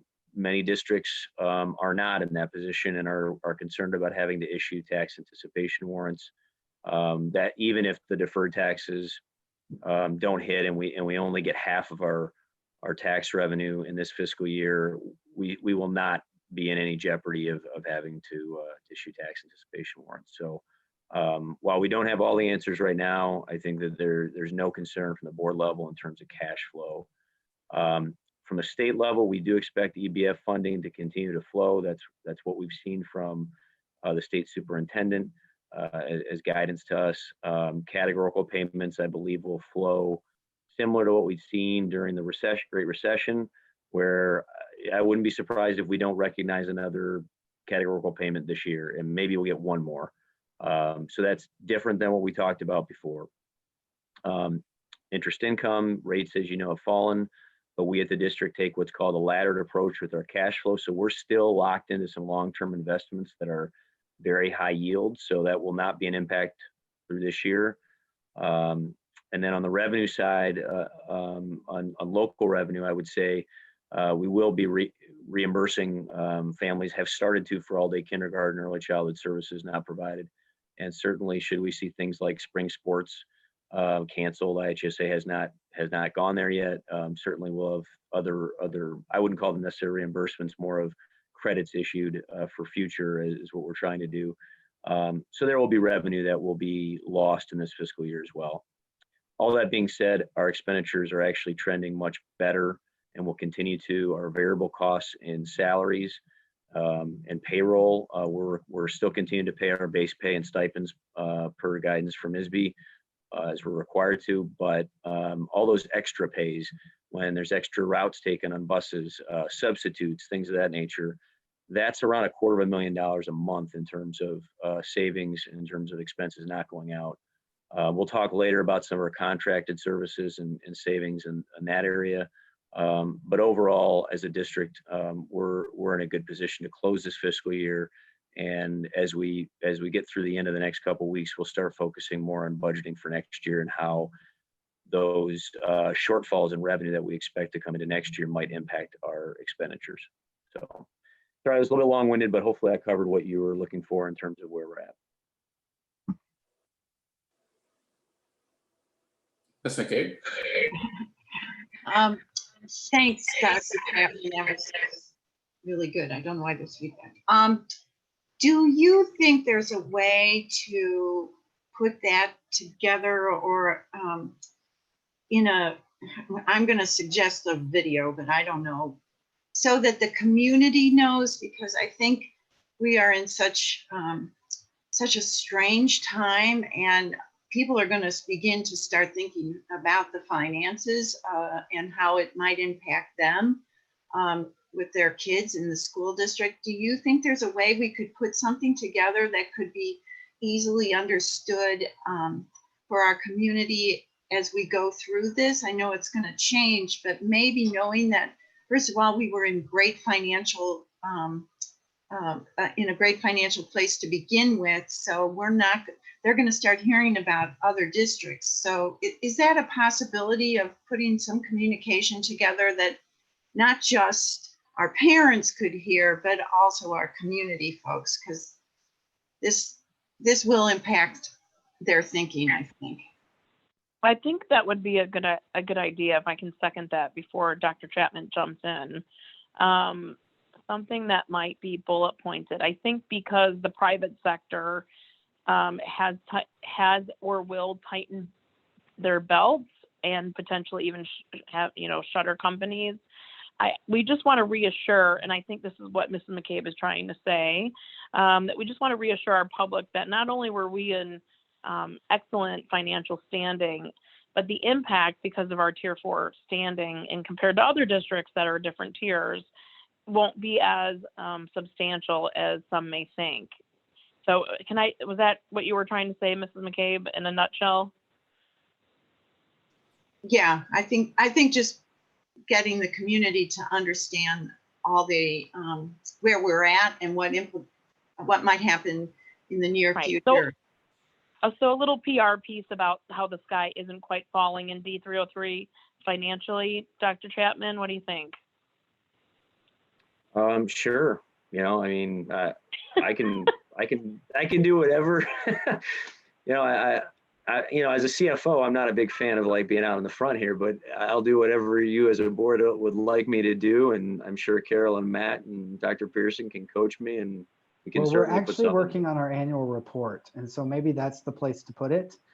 We could put an article in the annual report. The nice thing about that is that goes out beyond just our school district to our entire community. So I think that we could put an article and maybe some charts and graphs in the annual report so that people can see what the impact is.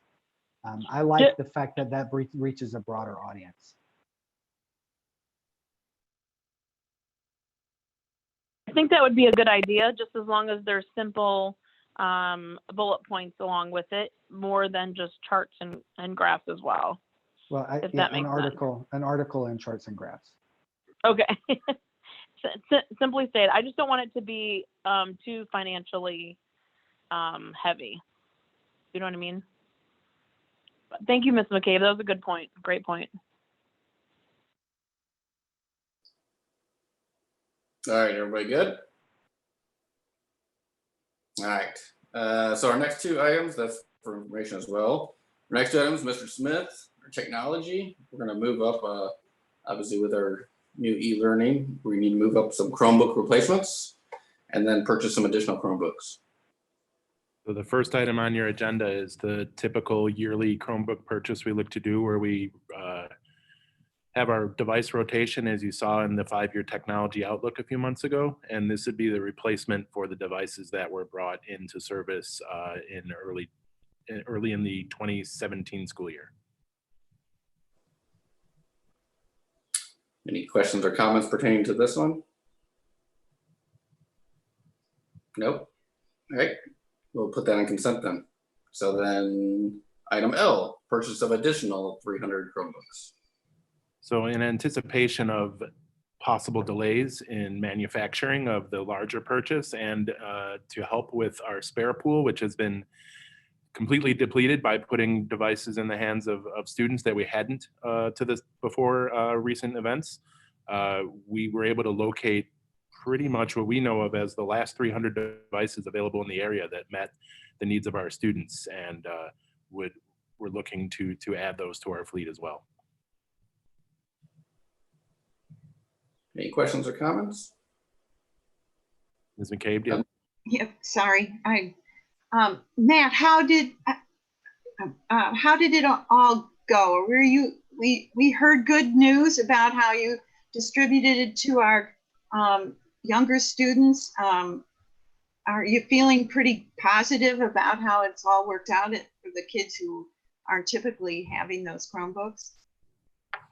Yeah, I think our elementary schools do a great job of giving kids access to devices anyway. There's a nice pool of shared devices, and so they are reasonably used to using them. There has been a few challenges with passwords and getting into certain applications, but with the support channels we have available and parents there to help, I think it's been going really well. From the distribution to teachers putting in things into place to LRC directors helping get kids where they need to be. I've been really pleased, and we've had a lot of positive feedback on everything that we've rolled out in the past few weeks. Thank you for the hard work. I know that it had to happen quickly, and you did a great job. Thank you so much. Oh, thank you. Mr. Smith, sorry, can we on the cover sheet just notate something that the additional 300 Chromebooks were an acceleration due to the COVID situation? I'm reading our for discussion L. It just says recent circumstances. I just would like that defined a little bit more, please. Of course, we'll handle that. Okay, thank you so much. All right, if there's no other comments, then we will move that to consent. Thank you. Item athletic and physical education teleservice, which covers the next 2 years. Yes, I think Wendy is going to provide an update on that. She handles this bid. I don't know if Wendy, you could, I think you're on mute, but I'm not sure if you're able to. There you go. I got it. Great. Okay, so yes, we did go out to bid on our towel service, and we only got one bid in, which was Marbury Cleaners, who is our current vendor. They have been doing a great job, and so we recommend that we continue their service. Their price was slightly higher, but we did expect that because of the minimum wage adjustments that are going to occur. So we just recommend that you approve this bid. Any questions or comments, Wendy? All right, then now we'll go on for consent. Thank you, Wendy. We had Ms. Barker had a comment on that. Barker? I have a question. Given the cost, I am just curious. When I scanned through this, I didn't see how many towels are they washing. It just seems to be quite high for towels. It is several thousand. So it's the high school and the middle school, and we pay based on enrollment numbers. For the high school, it's a daily towel, and for the middle school, it's every other day towel. So we pay half the cost. Okay, thank you. You're welcome. Okay. Any other questions or concerns on the towel service? Just real quick, that's part of a fee the students pay to cover that anyway, am I correct? Or at least portion of it? Right. Their portion of their registration fee is for the towel service, yes.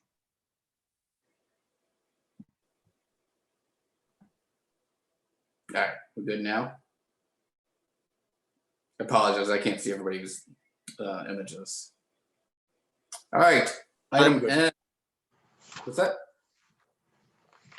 I just was saying I'm good because I don't know who you can see and who you can't. So I cannot see you, Mr. McNally. that's a shame. It is a shame. All right, item N, review of bids, award of contract for administrative building and Wasco Elementary School pavement maintenance project. Yeah, I'll try to mirror the enthusiasm that my good buddy Mr. Baird would have if he was here tonight on these items. So certainly we'll go through these and cover them the best I can. On N, the pavement, that's the Wasco and Norton Creek. That one came in at $390,000. We had 8 different bidders on that one, and it came in under our budget of $581,900. So a good price for the district. Any questions or comments? Hearing none. All right, consent. We'll keep it moving. Item O, award of contract for Anderson, Belgrade, Munhall, Norton Creek for the seal coating. Yep, seal coating.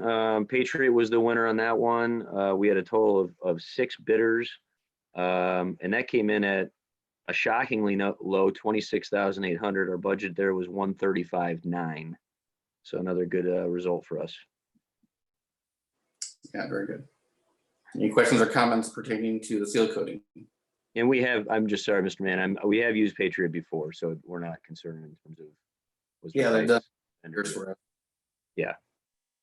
Thank you.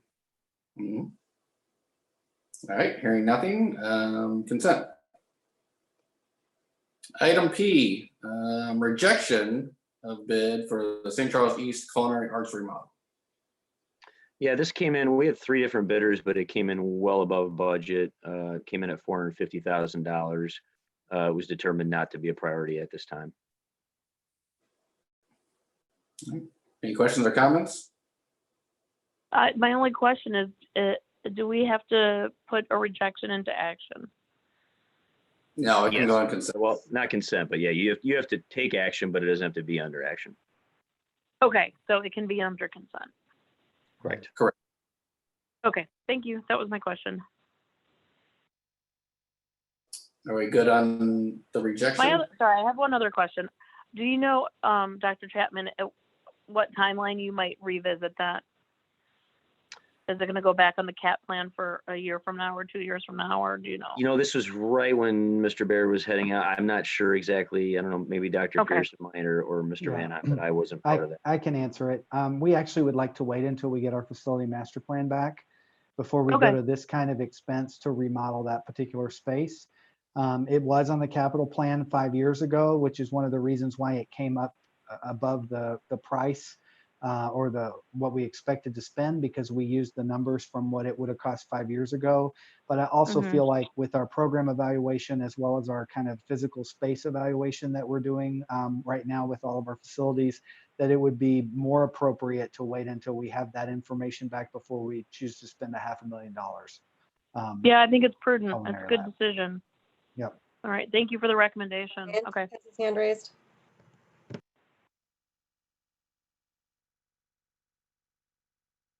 Yeah, sorry, I forgot to unraise my hand. Ms. Weibel and asked the same question I had, and then Dr. Pearson answered it, so I'm good. All right. So it'll be on for consent then. So item Q, resurfacing of tennis courts for East and North. This is a rebid. It is, yeah, we rebid it. It came in over budget the last time.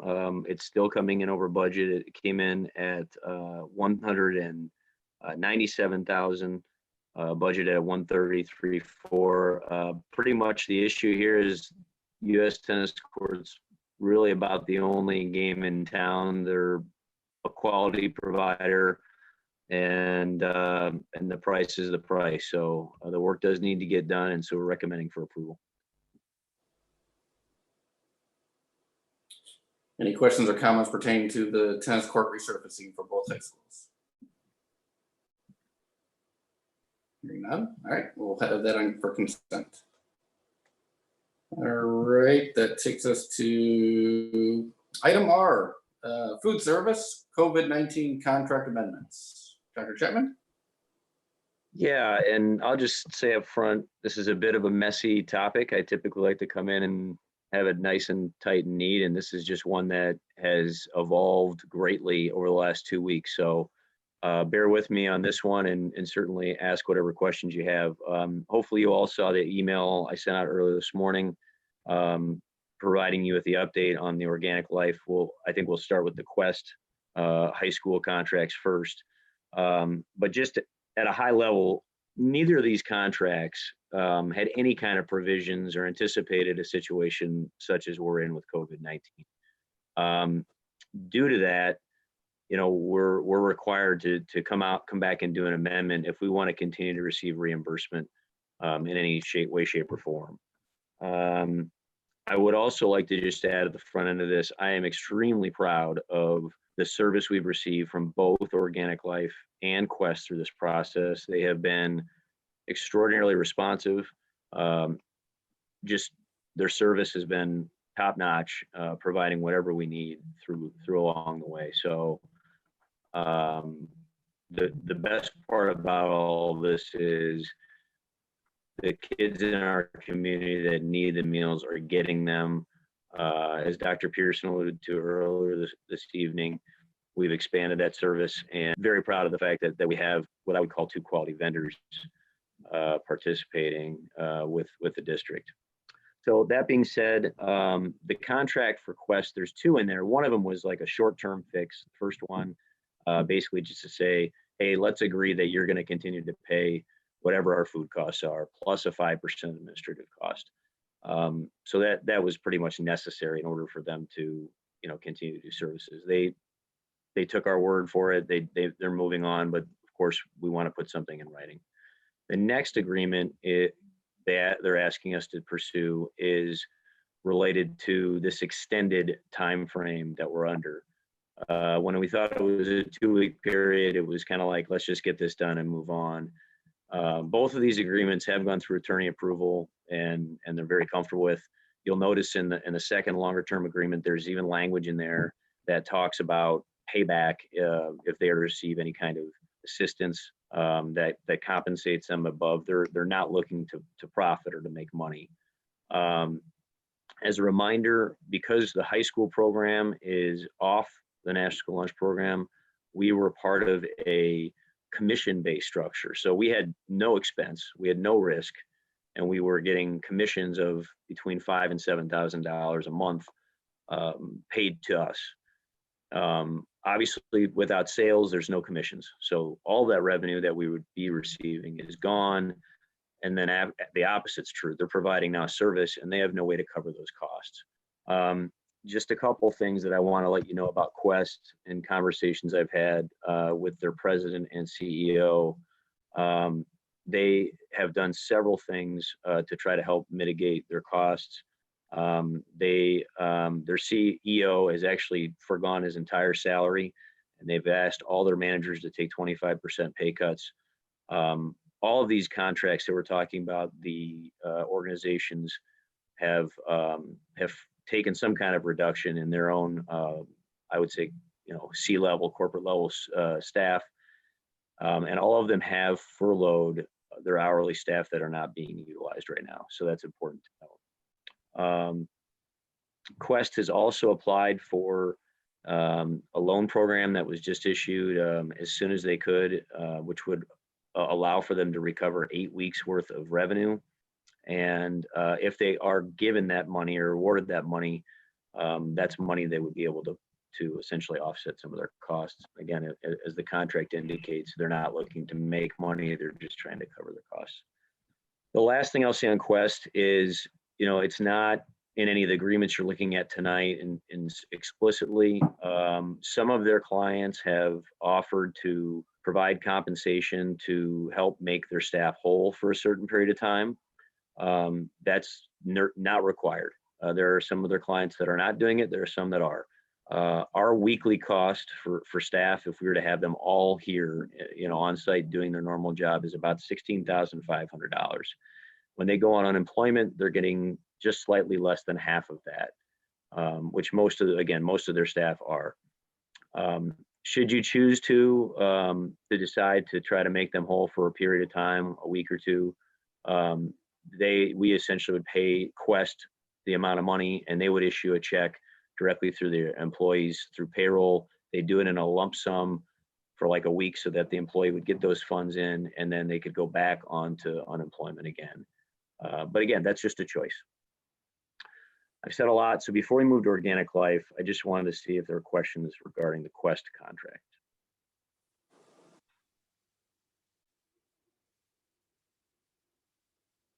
I think they're good. Okay, and we can come back. Oh, good. I'm sorry. I have a question. So in the contract, let me back to that. So an item number 1 and 2, then under the terms, is that really speaking to what you just referred to in terms of paying a lump sum to Quest that they in turn would pay to their furloughed employees? Yes, that's correct. And as you can see, this is not filled out with a dollar amount. So that may be zero, but it's kind of up to you as a board to decide if there's something you'd like to do there, not required. I will share, and I should have probably said this at the front end, we are, based on the commissions and how we're running in the K program, our overall food service program is running in the black. We have roughly at this point in time around $200,000 of revenue above expenses. So if you should choose to offer any kind of compensation, that you don't need to worry about that putting us into deficit. So. And everything else, as I'm looking at it, it looks, I guess, pretty standard. Would you concur with that, or are there other items in particular that should be highlighted to the board that are fundamentally different from the prior contract? No, they try. I mean, I'll give Quest a lot of credit. They try to keep things very simple, and our attorney, when he reviewed it, he even said, he's like, this is one of the best contracts I've seen in a long time. He's like, I have really not much to change here. So yeah, I would say it's very consistent with the prior contract and one that we're very comfortable with. Okay, thank you. You're welcome. Dr. Chapman, this is Becky. So how much would it be if we were going to do the lump sum? There's no set amount. I asked that question multiple times to their president, Nick Sicaro. I said, do you have a number in mind? And he goes, I'd feel bad asking. He's like, I just, we have clients doing different things. It's really up to you. I know one specific client who I don't want to name districts, but they're in our comp group. They decided to do 2 separate payments of $10,000. There's another district in our comp group that has decided to not do anything at this point. If you wanted to make employees whole for 1 week, you're looking at about half of the 16.5, right? So that's $18,250. If you wanted to make them whole for 2 weeks, it would be that 16.5 number. And this is just because I'm not certain. This would be coming out of our fund of money we have made from the lunch program, right? This isn't like taxpayer money. This is a different fund. So we're not. Correct. Okay. That's a great question. Our food service fund is self-sufficient. It's required to be. I mean, technically, if it's not, we have to do a loan from the general ed fund into 12. But we have been self-sufficient, and so your comment is spot on. So do we need to come up with a lump sum, or we let you negotiate that, or it's not required. You could give us direction to a not to exceed number if you wanted, or you could just tell us as a group a number tonight. So you can, whatever you do here is totally acceptable. I don't think we're necessarily pushing for it. I think we wanted to provide that option to you as a board if you so desire. Obviously, the relationship with them is very good. The employees that work for that company worked for the previous company and have worked with the district for a long, long time. Not all of them, of course, but many of them. And so again, it's really the choice of the board and what they want to do here. And a lot of them are our parents, right? We're talking lunchroom supervisors, correct? No? They're not in this group. No. Oh. This, yeah, the K group is lunchroom supervision. So this is high school only. Oh, okay, okay. Dr. Chapman, can you go over again the surplus where you're at, where we're at for food service year to date? Yeah, I'd have to look at the exact number, but it's around $200,000. Okay, thanks. Yep. So I would like us to come back to this topic of how much for Quest, because I want you to hear Organic Life, because that's a completely different story. And I think I'd like you to have that context so that we could maybe make an informed decision related to Quest, if that's agreeable to everyone. So I think we also have a recommendation. A quick question with regard to the roughly $200,000 number. That is money that we would not have had we not structured our food service in the manner we have. Is that correct? That's partially correct. The commission part, is trending towards $60,000. I think it's probably more like 50,000. But we're also in a positive number on the K8. So it's both. Okay. All right. Thank you. You're welcome. So I agree with Dr. Pearson's point. I think it's better to hear the Organic Life. So if you're okay, I'll move to that. In your packet was an amended contract that we found out on Monday the USDA rejected. Mostly not because they disagree with it in concept, but they've never approved a contract that did not tie out to a meal rate structure. And this one, if you've looked through it, it's very complicated. From my perspective, I had to go over it a couple times with their attorney and their CEO. But I actually, after I went through it a couple of times, it makes sense. They're trying to get to an average cost and charge us based on our revenue expenditure split and our labor cost of our contract.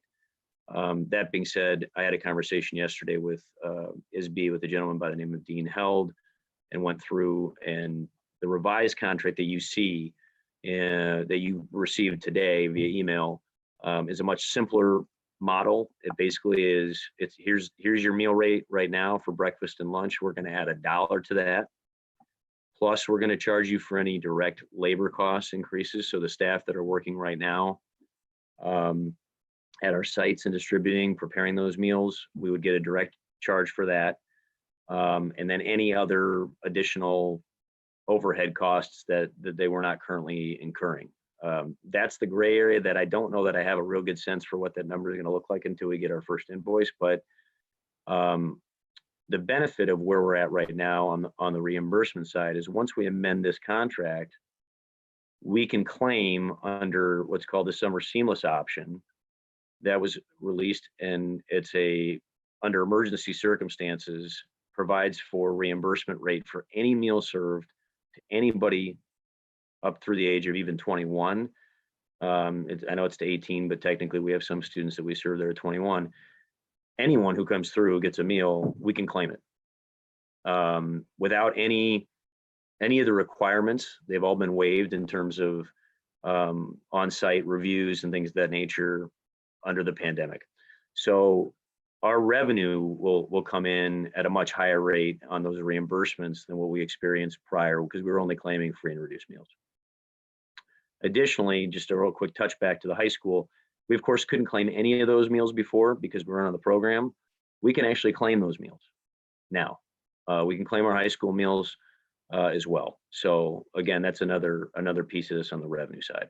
That being said, at the end of the day, we're going to end up in a negative, cash position for every week that we're under this model. The costs that are incurred, it's much more expensive to do a meal.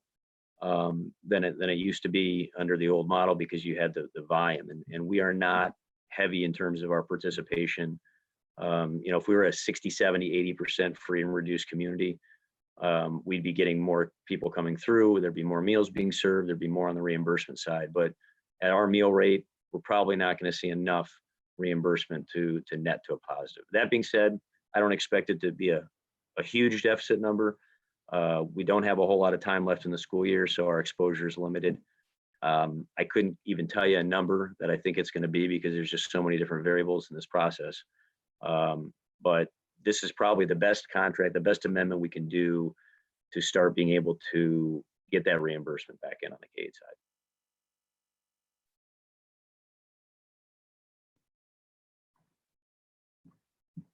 So what questions do you have there? I know it's a lot. It's a complicated process. I'm daily talking with my colleagues or somebody at the state or one of these vendors. Every day we're having conversations about this. And I'm sure even after tonight, we'll continue to. So I guess, sorry, I can't see because I'm on the audio, but I guess I was going to ask, how do you want the board to proceed with approving the contract without numbers on it? Well, so we're a committee. In terms of the organic life one, we have numbers included in that. So I think we're in good shape. Between now and the board meeting, I would like to put a number into that contract. I would also say that even though the organic life contract that you received the email today that we're recommending, I still want our attorneys to look at that one because we just received it. They haven't had a full review. So both of those things would happen before it got to board on Monday. You had indicated as well we could do a not to exceed. I don't know if that's what we would want to do, but that is one way we could approve a contract and put numbers on it and at least know the limit to our exposure. Absolutely. And speaking of that, thank you, Mr. McNally. I think the other thing you could say is that if you don't want to do it all in one lump sum, you could approve a not to exceed and start with X, and then let's reevaluate it at the next committee meeting. That's another approach you could do. So just to differentiate between the two, for organic life, we have to do something. We can't not do something. So we have to do something. Well, technically, Dr. Pearson, both, because we are able to claim those high school. Right. But our reimbursement rate on the high school, I thought, was significantly lower. Is that not true? No, I in my conversation yesterday with the state, they're allowing us to claim those through our normal process with our K because we went under the summer seamless option. So I think that that lower number was if you didn't go through the summer seamless option. Because that lower number, I think, was 4 cents a meal. It was. Okay. Yep. Yeah. Wanted to make sure I was clear. Yep. So would your recommendation then for us, obviously, to put these on action for Monday, so we would have accurate numbers in front of us? Yeah, they have to go on as an amendment to the contract. Yeah. Right. Oh, that's true anyhow. Is anyone opposed to conceptually, moving forward with the contract amendments? Just straw poll. I have a question.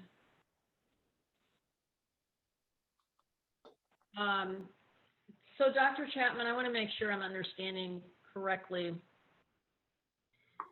So we start out with, we have approximately 200,000 in our food service fund. Once we move through the organic life amended contract, if I'm understanding right, that will basically drive that fund to a negative balance. Do I understand that correctly? No, I'm sorry. I probably wasn't clear.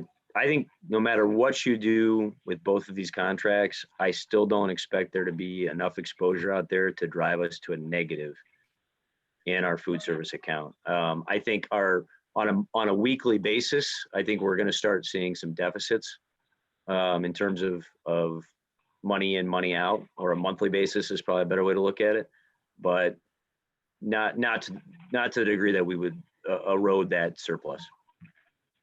Okay, thank you. My understanding, as you had said it, and I guess you just used the term, was we would have deficits for a couple of weeks, but at no point would we go into the debt column on this. Correct. Correct. All right, thank you. And I just want to acknowledge, I know this is not a good spot to be in, a comfortable spot to be in. I don't think anybody wants, I never want to bring you a contract with something that's not perfectly locked up tight. I also want to just say that that's just unfortunately the world we're in on this particular topic. And we're kind of in a position where we do need to move forward and try to make the best of the situation that we have. And that's why we're here tonight, trying to get some action on these items. And I know it's a little bit of a leap of faith, and certainly something I would never ask you to do if it wasn't this type of situation. So since we're gonna have this in action, is everyone okay if we let Dr. Chapman talk to the attorneys and work through some things, and we can further discuss it on Monday? Yes. Yes, for me, Mrs. Weibel. That's a yes from Mr. McNally. I see Ms. McCabe nodding her head. Yes.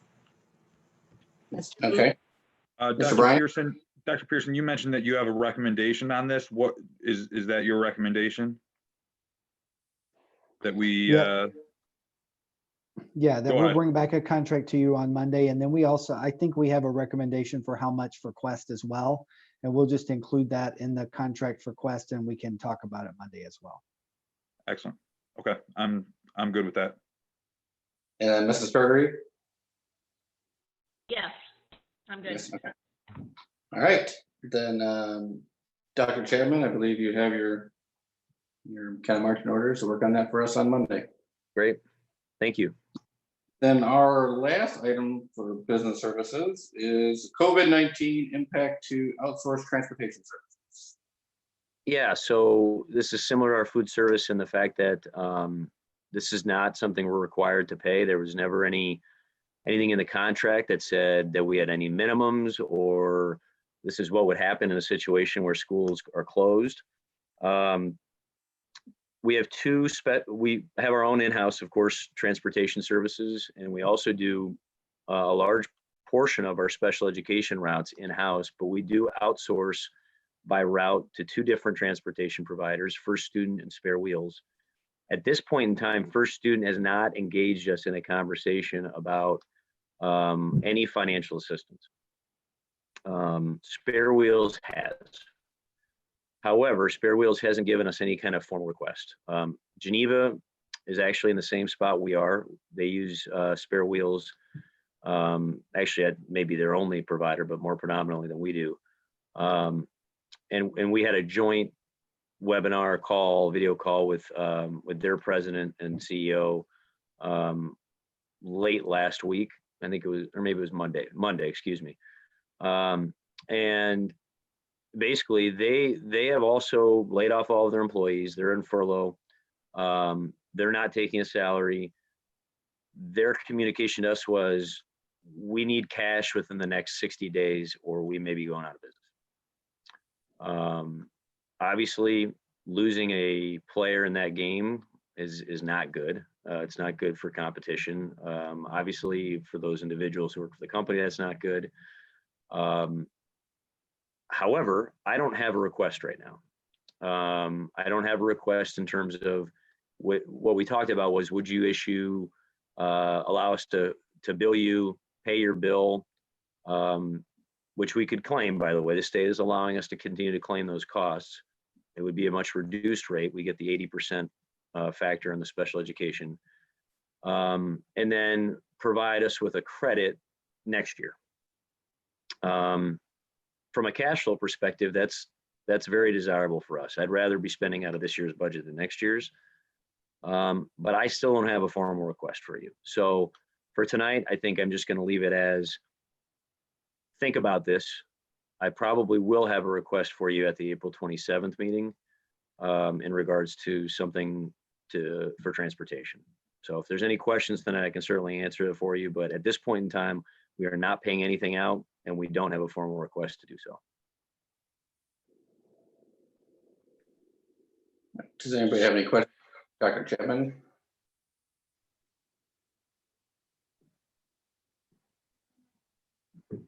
Hearing and seeing none. All right, so that is for information. Yes, Mr. go ahead. Ms. Barker has a question. Oh, sorry. That's all right. I'm just thinking ahead.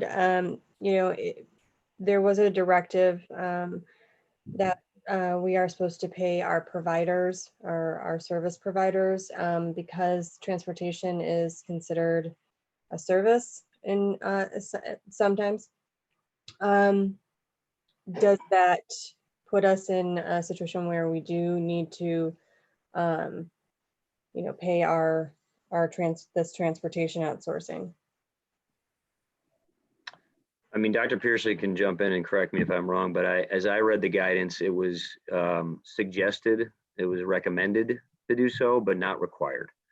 And I know that some companies people are paying, certainly districts who have relationships where they rely primarily only on outsourced transportation are coming to the table and working out agreements of, you hear 75, 82% thrown out there for those contracts. A lesser amendment because of exactly what you're saying. I mean, what do you do if we come back in 2, 3, 4 weeks, whatever the number is, and now those staff aren't able to provide those service? I'm speaking very specifically about special education services and those providers. Yeah, we're required to pay.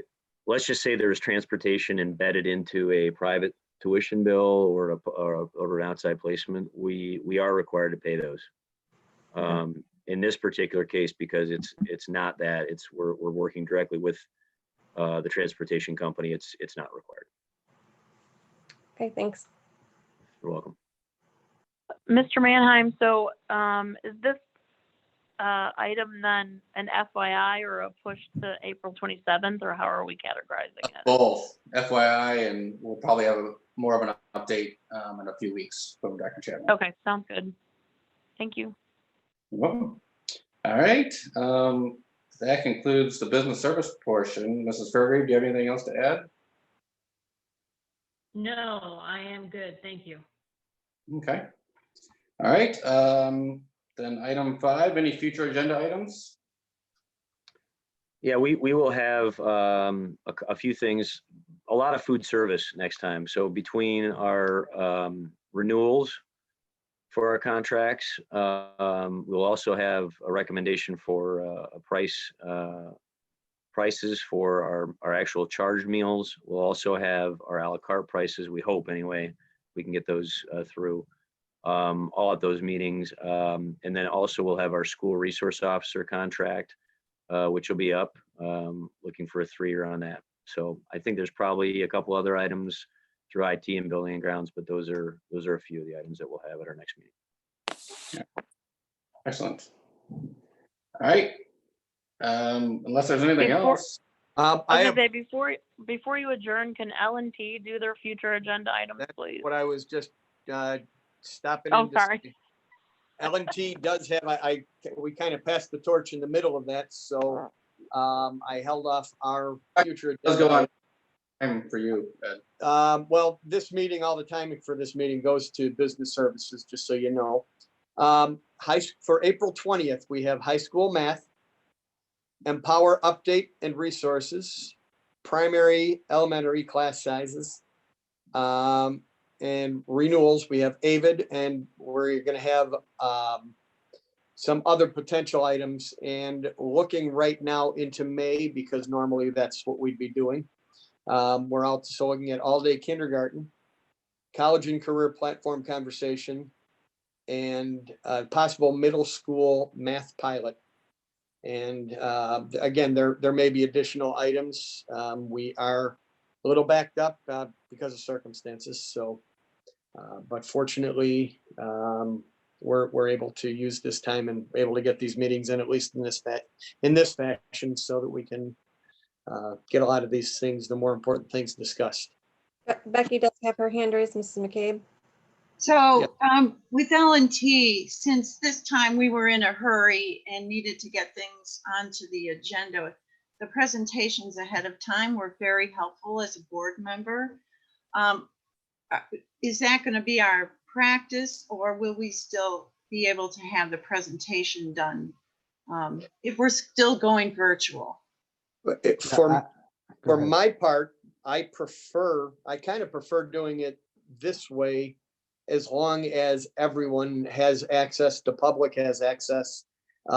Certainly, if there are bigger items that require more discussion, we can probably bring those more important items up. But and not that any item is not important, but certainly there are some that are more pressing and maybe have a bigger impact. And we can probably discuss that, but I think that's something we have to discuss together as a board, as opposed to any one committee chair doing that. So. And I think I cut off Dr. Pearson again, so. I was just going to say, I think our preference is to go ahead to be able to record these. I mean, we just had a 3-hour meeting. If we had had the presentations as part of it, it would be a 5-hour meeting. And so we're trying to find a way to ensure that this is more efficient. And so I feel like if we can record those presentations and post them with the packet several days before the meeting, it gives both the public and the board members the opportunity to view it. I mean, this is kind of a challenging format anyway for people to engage, and at least it allows people to have kind of understanding of the concepts that are being presented, so that they can formulate their questions and be ready to have a discussion. So that would be my preference, but we're open to other options as well. If I can just hop in here, I think I agree with you. The only thing I would maybe recommend is, as Dr. Chapman did, probably a 1 or 2 minute synopsis for his items. Maybe we can try that for L&T as well, just so if anyone is listening in, they can kind of hear both. So instead of just see the line item, they can kind of hear a little bit about what it's about, and then they can follow along or read, prep read. But then at least gives them a little insight as to what we're talking about. That's kind of what I was suggesting. I certainly, those kind of big impact items is what I'm talking about. Again, we talked about streamlining things by removing discussions about recurring contracts and things. Those smaller items that have less of an impact, I think people can look at those slides, and if there's anything they feel needs to be presented, there's nothing stopping anybody from saying, I need clarification on this particular item.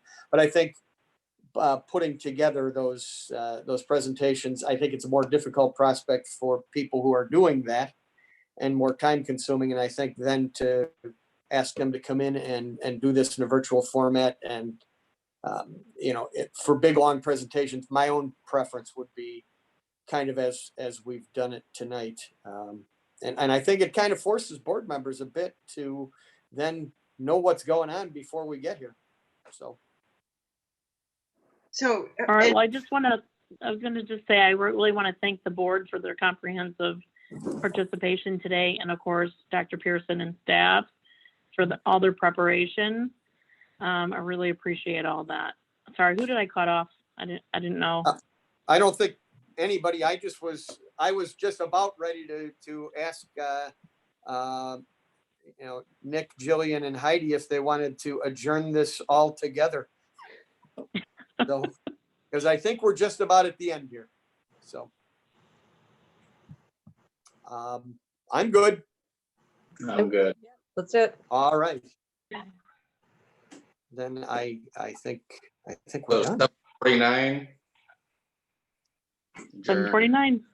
Adjourned. All right, everyone have a very lovely evening. Stay safe. All right, that was a very long business services meeting we just had there. Good night.